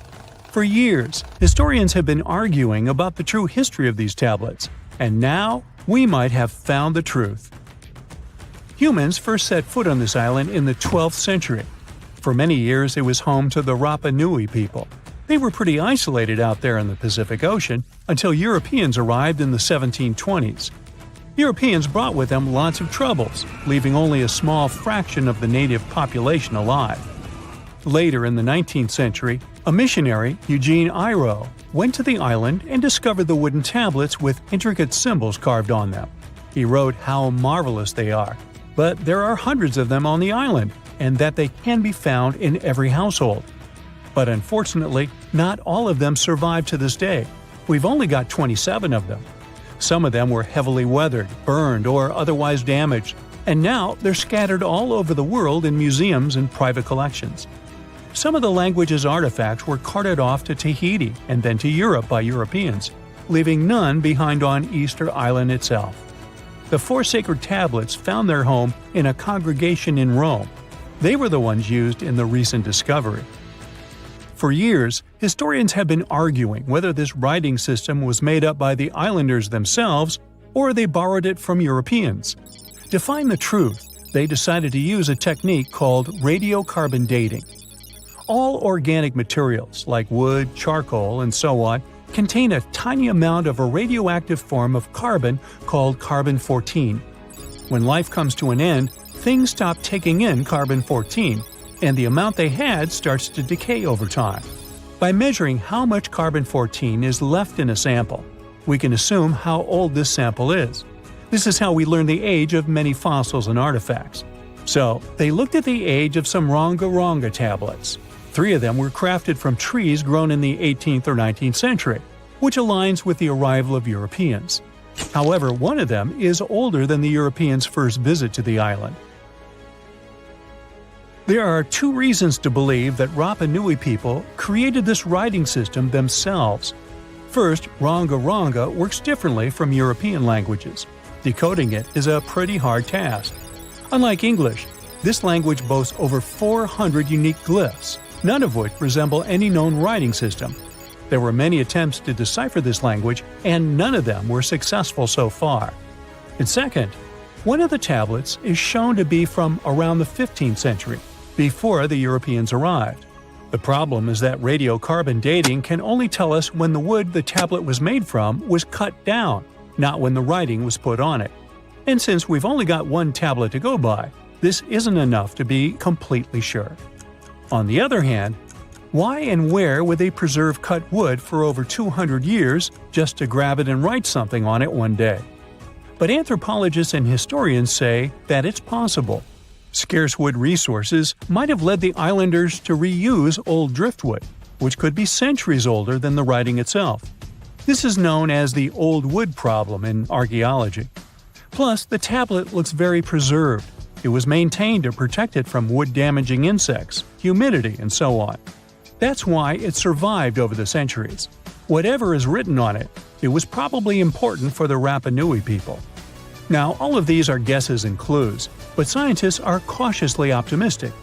They believe that Ronga-Ronga could be one of the rare instances of independent writing invention, like those of the Sumerians or the Egyptians. But we need more evidence.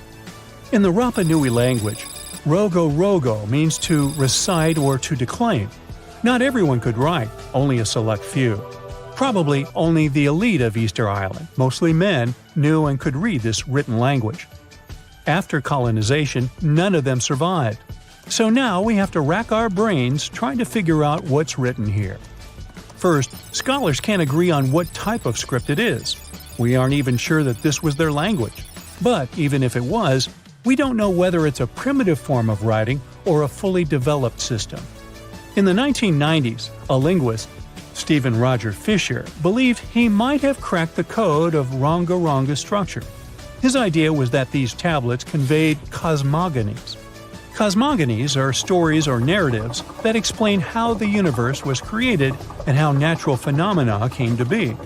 They often come from ancient traditions and cultures, like those found in East Polynesia. The tablets could have talked about things like how the world began, where everything came from, and how different aspects of nature, like the stars or the mountains, were formed. This would also explain why only the wise elite could write. Fisher thought that Ranga is a mix of logographic and semasiographic systems, which means that some symbols represent spoken words, while others represent ideas or concepts. But deciphering them would be very hard because it requires extensive memory and knowing context, because the symbols are more like hints than complete expressions. However, other language experts disagreed with his ideas, saying there were problems with how he put together his theory. Unfortunately, Fisher couldn't prove this hypothesis. Maybe these are just drawings. If we look at the tablets, there are some things that look recognizable: people, animals, plants, and geometric shapes. There are some birds. One of them looks like a frigate bird, which Rapa Nui people associate with the deity Maki Maki. There are also fish, centipedes, and so on, or at least these glyphs look like them. Could it be just art or a form of decoration? Maybe, but there are some problems. The glyphs show a high degree of complexity and structure. They also keep the same style. For example, there are several symbols that show something human-like with a raised hand. The only difference is different heads. As if it wasn't complicated enough, this unique writing style also uses a system known as reverse boustrophodon. This means that each alternate line is flipped upside down, resembling nothing seen elsewhere. We don't know why they would turn the tablet upside down after each line. But all this shows that they had some sort of system and organization behind these symbols. Plus, it seems like they use these tablets every day for some practical purpose. But there's some hope for the future. New technology, like AI and other computer programs, might help us understand lost languages. We already started creating algorithms that could help us solve other mysteries, like the Voynich manuscript.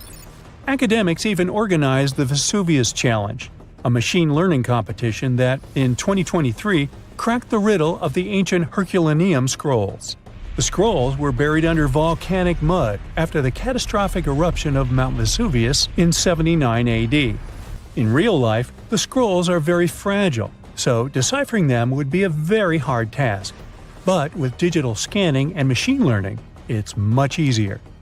They have a rich history. They most likely belong to the personal library of an Epicurean philosopher named Philodemus. These scrolls contain very important insights into Greek philosophy and Latin literature. If we decipher more of them, we'll learn more about the rich history of the Roman Empire. Archaeologists have been studying Petra in Jordan for 200 years, and in 2024, they found something they had never seen before. It's a tomb with at least 12 complete human skeletons and artifacts that are over 2,000 years old right in front of the treasury. Bronze, iron, and ceramic items were placed with the deceased, which shows how people honored their loved ones when they passed away. It's a rare chance for scientists to learn more about the Nabateans, an ancient group of Arabian nomads who built Petra. The objects found in the tomb under Petra's treasury are in amazing condition. But the skeletons became fragile because it's damp inside the tomb. They plan to study the remains and extract DNA to see if the people in the tomb were related. While some scientists are solving tomb mysteries, others have trained AI to find new ancient sites for them. They've created an algorithm that works with a special type of satellite imagery. This technique uses radio waves that can peek under things like sand, soil, and even ice to find hidden objects. AI will help search a huge desert on the Arabian Peninsula called the Empty Quarter for archaeological treasures. The lead scientists of the experiment trained the algorithm to recognize hidden locations using data from a site they had found before.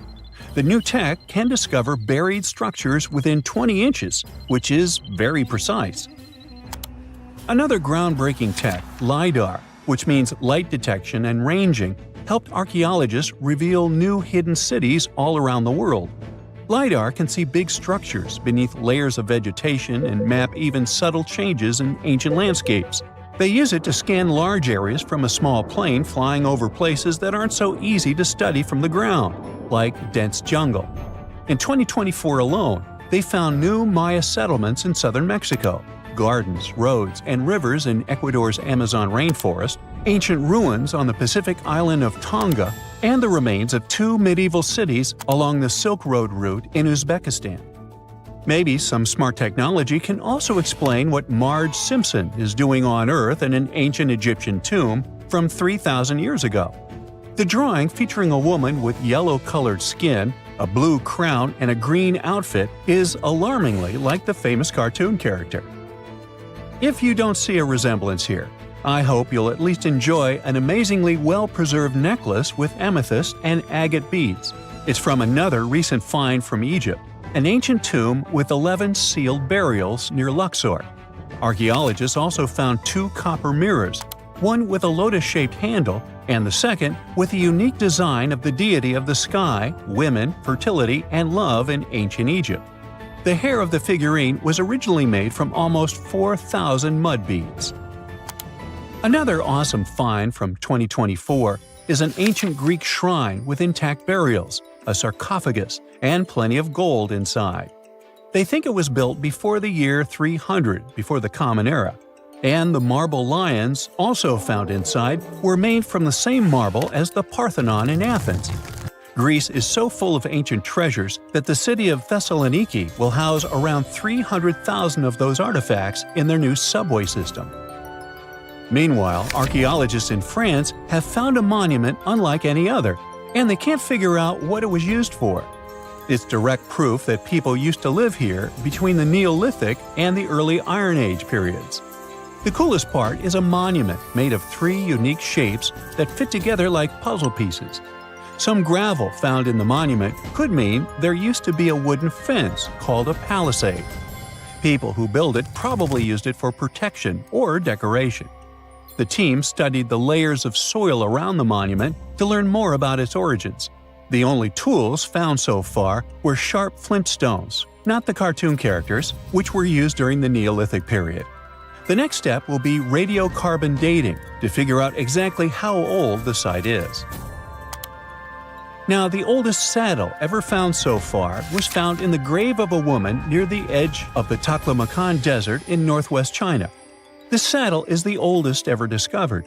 It was crafted from pieces of leather that were sewn together and stuffed with straw and animal hair to make it soft. Now, normally, things made from natural materials like this don't last very long because they rot or fall apart. But the Taklamakan Desert is so dry that it helped preserve the artifact. The herdswoman who used the saddle was buried in her full riding attire, so this proves that not only men use saddles, people was waiting for centuries to be discovered. Scientists use radiocarbon dating to figure out the age of the mask. They believe the mask may represent a Maya storm deity, a powerful figure in their mythology.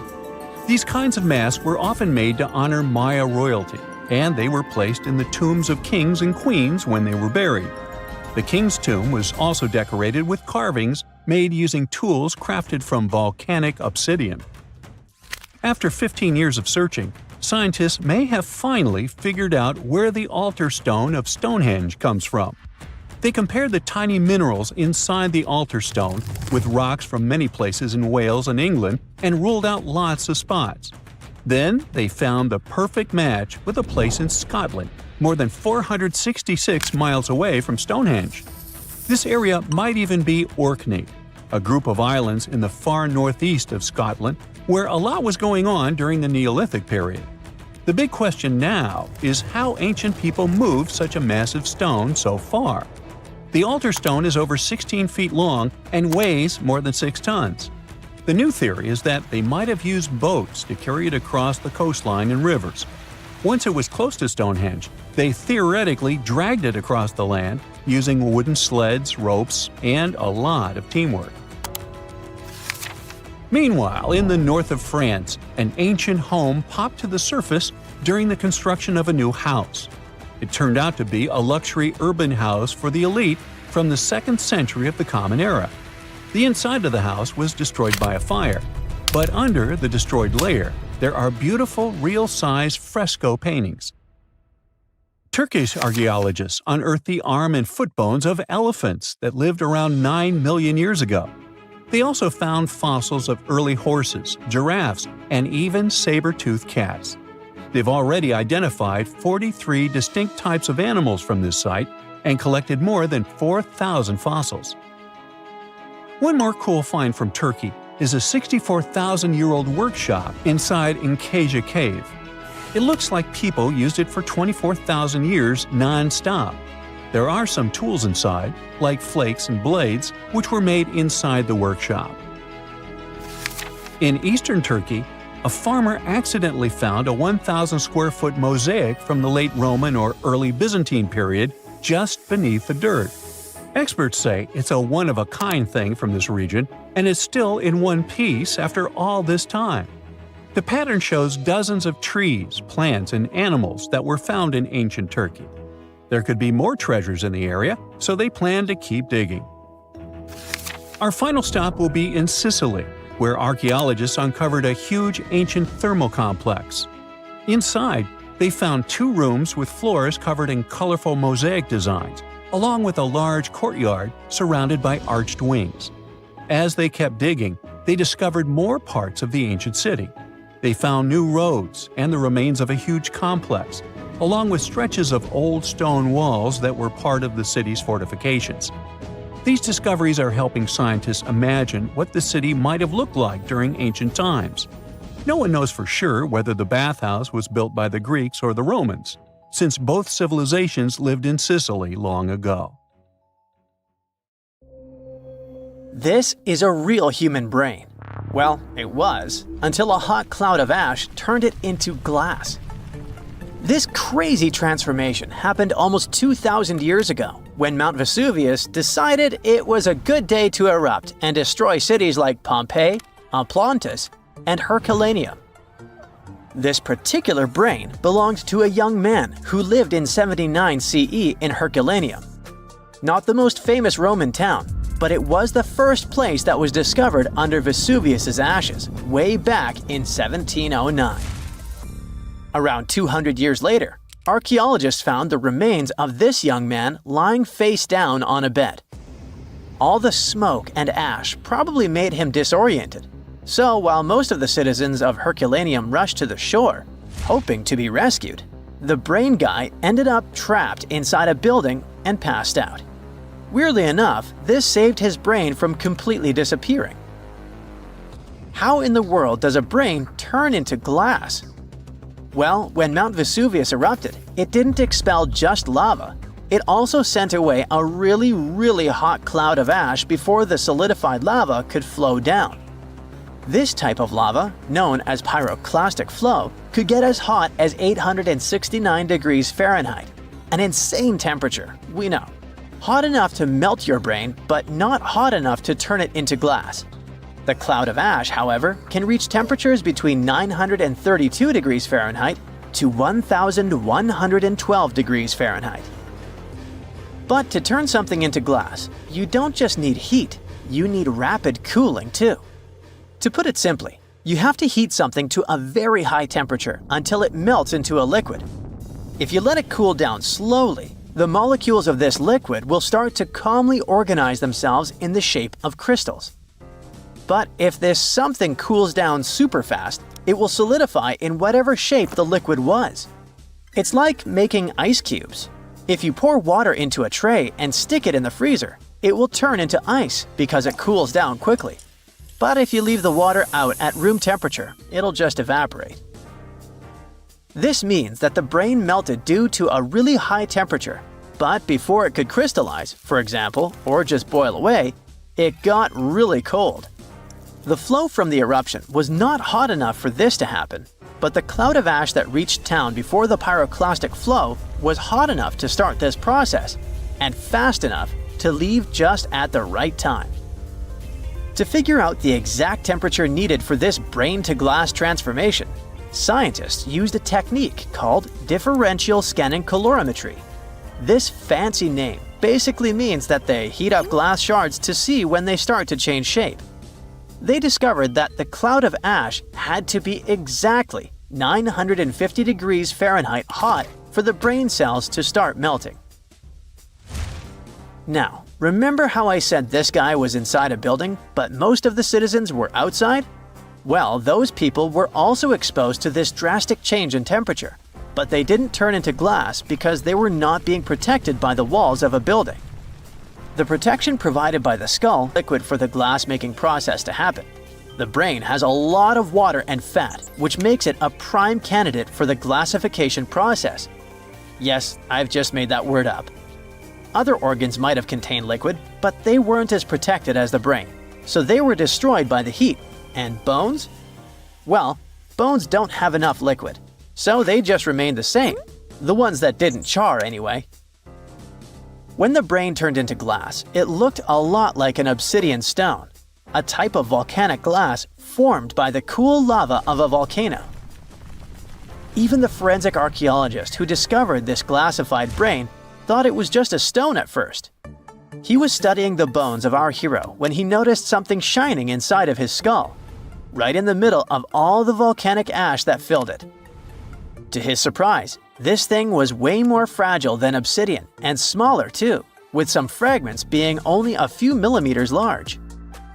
He only figured this was part of that guy's brain after he took the glass to the lab. With the help of a microscope, he discovered that this was not a stone but an organic tissue, which is basically cells that form our organs. This organic tissue was made by protein, a molecule produced by living things like animals and plants. And this was not just any protein. This one was specific to the human brain because every organ is made of different types of protein. The researchers also found nerve cells preserved inside this glass, complete with the tendrils that help them receive and send messages. The microscope also showed what was left of myelin, a fatty substance that gives a speed boost to the messages traveling along the nerves. This isn't the first time scientists discovered preserved human brains. In fact, more than 4,000 brains have been found since the 17th century. It may not look like a big number, but keep in mind that finding only the brain preserved in a skeleton while the other organs are gone is not that common. You see, the human brain is actually the first thing that decomposes when we're 6 feet under, and it usually turns into liquid. When scientists stumble upon a human brain, it's usually dried, frozen, or literally turned into soap. A brain can be dehydrated if a person perishes in a place that is very hot, like a desert. Frozen brains are found, obviously, in places that are super cold, like polar tundras. A brain turned into soap may sound weird, but the saponification process is not that rare. You need a lot of fat and oils to make soap, and the human brain is filled with this. It's a complex process, but if you find a brain that turned into soap, it must have been buried in a place that is very wet and has little oxygen. Back in 1982, for example, construction workers found dozens of human skeletons in a pond in Florida. They were all 8,000 years old, and 91 of them actually had their brains still somewhat intact. And by intact, I mean they turned into jelly soap. During the 2000s, the brains of 45 people were found in Spain, preserved because of this saponification process. This discovery helped researchers understand the chemical composition of the brains and even the weather conditions of the moment when these people passed away. Scientists also discovered two 3,700-year-old brains in Turkey that belonged to a middle-aged man and a teenager that were trying to escape an attack on their city. This time, the brains turned into charcoal because of a super hot fire. And even though their skulls preserved the brains in this state, the heating and cooling process was probably not intense enough to glassify them. But this? It's the first time in history that scientists have found a brain that naturally turned into glass. It's like finding a unicorn, but in a more scientific way. So what does this discovery mean? Well, for starters, it gives us a glimpse into the lives of those who existed such a long time ago. Secondly, it taught scientists an amazing way to preserve the human brain. It also shows just how powerful nature can be. Powerful enough to turn a brain into glass, but delicate enough to preserve it for thousands of years. So, let's give a shout out to the young man who unknowingly contributed to science. He probably had no idea that his brain would one day be the star of a groundbreaking discovery. His tragic end has given us a fascinating peek into the past. Strange and amazing items are discovered often, but figuring out what our ancestors were up to is pretty tough. Especially when all you have are just some rusty cups and cave drawings. It's no surprise that even the experts in lab coats sometimes make mistakes. But it's not just about dusty plates and huge stones. Sometimes there's even humans with large heads. So grab your digging tools and let's travel back to ancient times to explore incredible societies that even scientists can't fully explain. Sardinia may look idyllic now, but I'm not gonna lie, I wouldn't fancy visiting it 3,000 years ago. Rumor has it, terrible giants roamed around this island back then. People even talk about finding human skeletons over 13 feet tall there, although nobody's ever shown anything to prove it. But the stories will make you wonder because some weird stuff has definitely happened. In 1974, over 5,000 pieces of broken stone artifacts were found in a part of the island called Monte Prama. But instead of being displayed in a museum, they were locked up in an underground vault for about 30 years. Sounds a bit suspicious, doesn't it? When they were finally displaced in 2005, scientists put the pieces together to find statues of 38 giant men standing 8 feet tall. Not quite as tall as the legendary skeletons, but still pretty huge. It's thought these statues were made by the Nuragic people, who lived on the island a long time ago. Besides giant statues, they also built over 8,000 massive stone buildings. Perhaps Nuragic weren't giants themselves, but they definitely liked their things big. I do too. I like a big number of likes on our videos. That would be pretty great. Thank you if you liked this and subscribed. Now back to the video. You and I are pretty smart, but we might not be the smartest humans ever. Actually, we might not even be the smartest species. Since 1913, some skull fossils found in South Africa have hinted at a possibly smarter contender called Boskop Man. This human-like species might have lived as recently as 10,000 years ago. Their skull suggests they had really big heads, which means their brains could have been 30% bigger than ours. Wow! Their average IQ could have been around 149, making them among the smartest 0.05% of people today. But if a Boskop Brainiac was so much smarter, why are they not around and we are? Well, bigger isn't always better, you know. Our brains are a lot bigger than our ape relatives, mainly in the prefrontal cortex. This part helps with high-level tasks like making decisions, remembering things short-term, and being aware of ourselves. The parts of the brain that handle our senses and movements haven't really grown much. So, maybe the Boskops spent too much time dwelling on the past rather than doing practical things like hunting. But this is all just guessing. We really don't know what happened to these clever cousins of ours. Some people even argue that Boskops weren't any different from us, with the only evidence being parts of skulls. The jungle is huge. Did you know the Amazon rainforest is home to about 30% of all the world's plant and animal species? That's impressive. However, the history of one native species, humans, has long puzzled scientists. The mysterious Kasarabe people lived here for hundreds of years and then vanished around 1400 AD. People thought the Amazon only had a few scattered tribes, but recently we discovered big, unusual shapes in the ground called geoglyphs. These might look like simple shallow ditches, but they're actually the remains of a vast civilization that spread over 5,000 square miles and includes about 450 markings, some as wide as 1,300 feet. That's insane! They likely contained ceremonial buildings and could have hosted up to 1 million people as recently as 550 years ago. Thanks to new technology like LiDAR, which uses a safe laser to map the forest without harming it, we can explore deeper. In 2019, some scans showed miles of raised roads and pathways and even pyramids over 70 feet tall. They found 26 separate settlements, 2 of which were at least 250 acres each.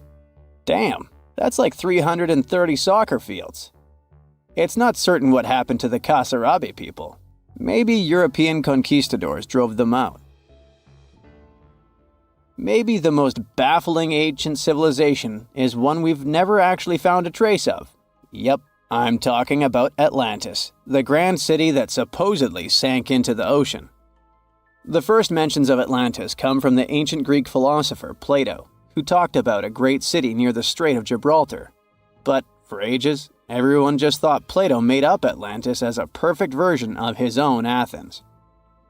So why, about 12,000 years after it supposedly vanished, do we still wonder if it might be real? Well, in the 19th century, U.S. Congressman Ignatius Donnelly wrote a book giving 13 reasons why he thought Atlantis was more than just a myth. Then, in 1965, some folks thought they actually found Atlantis when they discovered the Richat structure, a massive 25-mile-wide dome in Mauritania, Africa. It's so big that you can see the whole thing from space. 2 astronauts flying over the Sahara Desert spotted this giant eye staring back at them and thought they'd made the discovery of a lifetime. Unfortunately, there's no solid evidence linking this structure to Atlantis. It's believed to have formed from volcanic activity about 100 million years ago. But it does look suspicious, doesn't it? Still, we're no closer to knowing the truth. Imagine going back to about 3,300 BCE and finding yourself in South Asia. Welcome to the Harappan civilization. These people were way ahead of their time. They had cities like Harappa and Mohenjo-Daro, complete with baked brick houses, sophisticated drainage systems, and even public baths. This place might have had over 5 million people, making it one of the densest regions at the time. They also invented a system of standardized weights that was incredibly useful for traders. And trading they did. These people had connections stretching all the way to the Middle East, thanks to their great skills in metallurgy. They even had a form of ancient branding. The seals were used to stamp clay on trade goods. Despite being so advanced with a thriving urban life, there's a whole bunch of mystery shrouding their language and script. We've got bits and pieces of their writing, but no one's deciphered them yet, even with all the technology we have today. We also still don't know how exactly their society worked. It looks like they didn't flaunt their social status as much as other civilizations. No grand palaces or massive monuments. Instead, their largest buildings might have been granaries. They sure were practical. Unfortunately, all good things must come to an end. Around 1800 BCE, this bustling civilization started to decline, possibly due to shifts in river patterns. As the environment changed, the Harappans packed up, moving towards more hospitable lands. Ever heard of the Minotaur? The beast with a bull's head and a man's body, hunting the bravest travelers in a massive maze. Well, this wasn't just any old tale. It was one of the most popular dramas of the ancient world. And it was inspired by this place, the island of Crete. The Minoans lived here during the Bronze Age. They had stunning palaces, amazing frescoes, and a culture so rich it still fascinates historians to this day.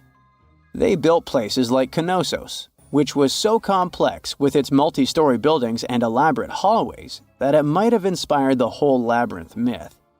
Their engineering was so ahead of its time that even their drainage systems were more advanced than what many of us have today. Let me know in the comments which of these stories you find the most fascinating, and thanks for watching. The Sahara Desert is like a Mad Max movie. Scorching heat, endless dunes, and an overall barren wasteland. A place where no one could live, right? Well, forget all you know about it, because 5,000 years ago, the Sahara was a lush paradise of grasslands, lakes, and rivers, and the home of a ghost civilization that vanished without a trace. Our tale begins in the 1930s, when a Hungarian explorer stumbled upon a cave in the middle of the Sahara. Inside, he found something bizarre: ancient rock paintings of people swimming in a lake, surrounded by giraffes, hippos, and crocodiles.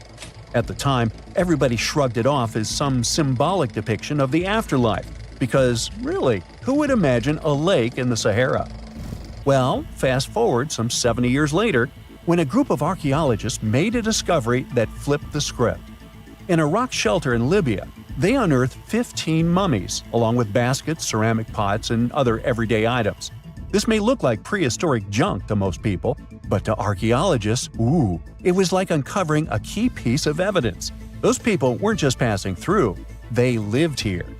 You see, those weren't just any mummies. They were some of the oldest naturally mummified humans ever found, dating back over 7,000 years. Take that, Egypt. 2 of them still had readable DNA, preserved thanks to a rare natural mummification process, almost a miracle considering the Sahara's climate's ability to turn everything into, well, beef jerky. Scientists struggled to understand where those mummies came from for a while, because the mitochondrial DNA they recovered was not helpful at all. But thanks to scientific progress, they eventually managed to do a full genome analysis that revealed some weird secrets. Those people belonged to a human lineage that was completely unknown, and they lived isolated from the rest of humanity for thousands of years. For decades, researchers assumed that the place where they lived, the Green Sahara, was like a prehistoric highway, a lush corridor that humans and animals used to migrate between sub-Saharan Africa and the Mediterranean. But the mummies demolished that theory, like a hippo sitting on a sandcastle. Their DNA showed zero genetic mixing with sub-Saharan and Eurasian migrants, keeping their genes pure for 7,000 years. Their closest genetic relatives weren't their neighbors living right below the famous desert, but some ancient hunter-gatherers from Morocco, and even some guys that lived in the Czech Republic, when it wasn't even a country yet, 50,000 years ago. We're not out of the woods yet, because those mummies also carried some teeny-tiny traces of Neanderthal DNA, just 10% of the amount found in modern Eurasians. Now, if you paid attention in school, then you know that Neanderthals lived in Europe and Asia, and early humans only mixed with them after migrating out of Africa. But those Green Sahara folks never left Africa. So how did they get Neanderthal genes? The leading theory is that their ancestors mingled with Neanderthals in North Africa 50,000 years ago before settling in the Sahara and cutting off contact with the outside world. Archaeologists also found cattle bones and tools made of stone and wood at that rock shelter, proving that those people led a thriving pastoral lifestyle. This discovery made scientists scratch their heads for a while because, you see, animal domestication was not developed in Africa. So how did they learn it if they never mingled with anyone? Did they have ancient YouTube tutorials? Probably not. The researchers believe they must have traded knowledge with neighboring groups, but just knowledge, no saliva. It's almost too hard to believe that no outsiders mixed with them. After all, who wouldn't want to live in a thriving civilization in the middle of a green paradise, drinking milk, eating meat, and even using animal blood as a protein source? Ooh, yummy. They didn't have to hunt for every meal, thanks to their livestock, and the abundant water made life pretty sweet. And yet, they never married outsiders. Why? Maybe it was a cultural choice to never date outside their own group. Or maybe the landscape itself kept them isolated. This is where scientists place their bets. They believe that the dense forests and rivers that existed in the Green Sahara acted like nature's no trespassing sign, creating a geographical barrier that isolates animals, plants, and whole societies. This isolation is the reason why their genes were so unique. These guys weren't swapping spit with anyone else. But this genetic time capsule almost didn't survive. For most of the last ice age, the Sahara was even harsher than today, a true dead zone where humans couldn't survive. 70,000 years ago, even the toughest people disappeared, retreating to the Nile Valley and the Mediterranean coast. Why? Because Earth was a climate bully. Massive glaciers stole all the moisture, weakening monsoons until rain clouds barely reached North Africa. Then came the knockout punches. Armadas of icebergs flooded the North Atlantic, triggering devastating droughts each time. This was the Sahara's ultimate keep-out era. Now, you're probably wondering how in the world the Sahara turned green after all this, and then went back to being a desert again. Well, it all started 15,000 years ago, I wasn't around then, when Earth was shaking off the last ice age. Our planet's axis was a bit wobbly, and because of that, the northern hemisphere got closer to the sun getting extra sunlight and heat. This eternal summer turned North Africa into a giant moisture magnet, pulling water from the Atlantic and making it all rain down on the Sahara. The result of this ridiculous amount of rain was a lush savanna, complete with lakes the size of small countries. But the African humid period was not just a one-time miracle.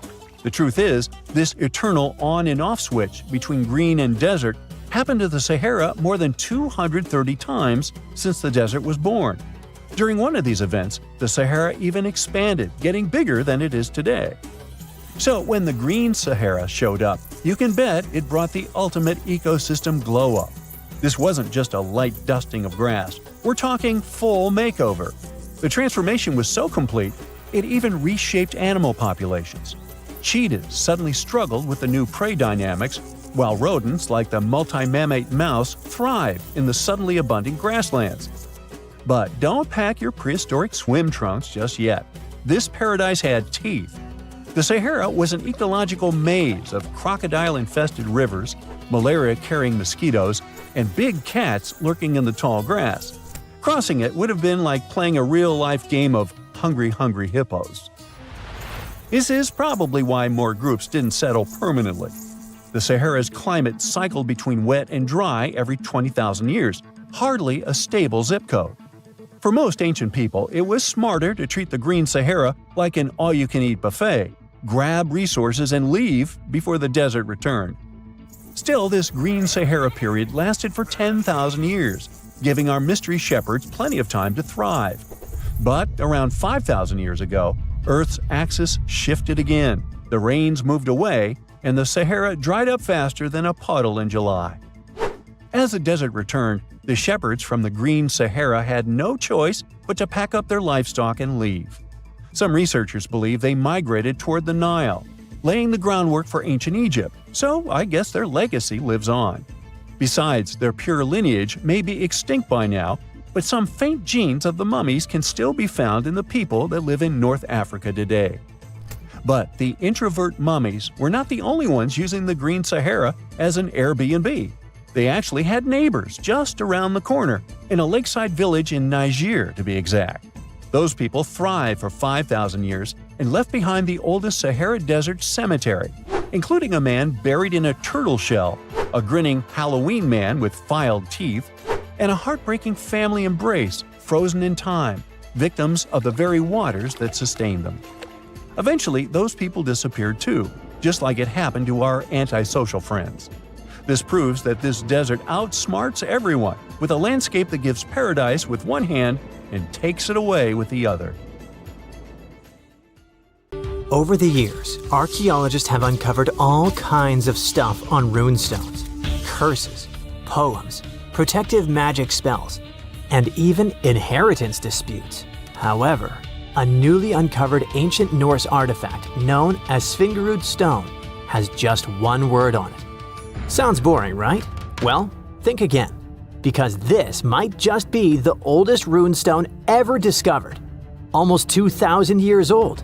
But that's not all. Excavations are still ongoing, and depending on what follows next, it could unravel secrets and the true meaning behind the mysterious magical runes. So let's explore and see just how much known history you can rewrite with only one engraved word on a stone. A long time ago, during the first few centuries of the Common Era, Scandinavians and Romans crossed paths. They traded goodies like glass and silver, and eventually, Roman customs and even written culture ended up north. The Nords liked the Roman alphabet but wanted their own letters copyrighted, so they decided to create their own unique characters, which they called runes. Almost 20 centuries later, in 2021, archaeologists were excavating an Iron Age burial site near the village of Svingerud in eastern Norway. Among the cremation graves, they uncovered a reddish sandstone slab that would become a centerpiece in a major Norwegian archaeological discovery. It's the size of a coffee table, measuring just over 12 inches across. The stone was found buried with burned bones and charcoal, part of an early cremation grave. The stone had runes engraved into it, looking rough and shallow, like they were scratched with the tip of a knife or something needle-like. Runestones are not unusual. Archaeologists are used to uncovering runic inscriptions, especially in this region. However, tests show that both the burial site and the carving on the stone likely date back to somewhere between the 1st and 3rd centuries. That places it deep in pre-Viking history, centuries before the Viking Age officially began around 800 CE. That makes it one of the oldest reliably dated examples of early writing in Scandinavia. When you look at these carvings, they either look like magical symbols made to call on Nordic deities to help you, or like random scratches made by an angry man hitting a stone with something sharp. But these are real letters, crude but intentional. It's an ancient writing system used by Germanic tribes across Northern Europe. They were engraved into wood, bone, or stone. Their shapes are straight, angular lines because curves were tough to carve with the tools they had back then. When they met with the Roman Empire, rather than just borrowing Latin letters, the Germanic tribes took the idea of writing and carved out their own version. The original alphabet was called Elder Futhark.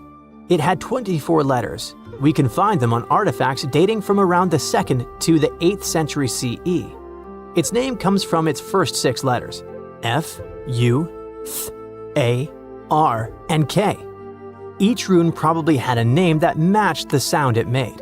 For example, the rune that sounds like A was called Anzus. However, nobody from back then left us a memo explaining the names.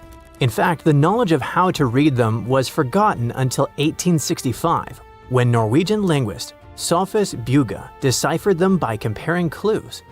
He examined later rune alphabets and ancient poems that referenced the runes, like a detective sketching a suspect from scattered witness clues. For many runes, especially the oldest ones in the Elder Futhark, the meaning is still open to interpretation. They weren't common knowledge, which is reflected by the fact that only some 350 surviving inscriptions remain. This changed eventually when the Scandinavian language evolved from Proto-Norse into Old Norse, spoken by mighty Vikings. The Elder Futhark was reduced from 24 to 16 runes to reflect the changes in the language, thus becoming the Younger Futhark, which was far better spread. Runes weren't really used to write books or keep daily records. Instead, you'd find them carved on gravestones, weapons, and various tools. It's believed that people used runes to show ownership, honor loved ones who had passed away, leave short messages, or sometimes for protection or magic. In the early days, some runes probably had special spiritual or ritual meanings too. One interesting fact about runestones specifically is that they were often used for self-promotion or boasting, like an ancient social media status or a tweet posted on a wall, or better said, a stone. One such example of a runestone from the 11th century where a man named Vigmund had it carved for himself, calling himself the cleverest of men. He even added that he was a ship captain, and yes, he made sure everyone knew that while he was alive. In the Old Norse poem Havamal, Odin says he hung on the world tree for 9 nights, pierced by a spear, to gain knowledge of the runes.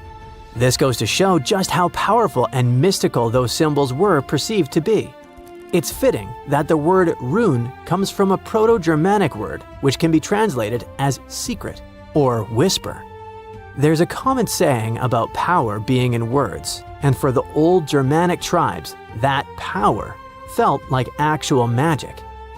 It's also why it's important to know when this magic came to be. And the Svingerud runestone tells us that. But it's not just when it was written, it's also what's written on it, where, and why. The location where the Svingerud stone was discovered is already a significant archaeological site. It's famous for its incredible discoveries, including the remarkable Jormunbu helmet, the only Viking helmet ever found in Norway. The stone was placed in a cremation pit, alongside the remains of an adult and a few personal items.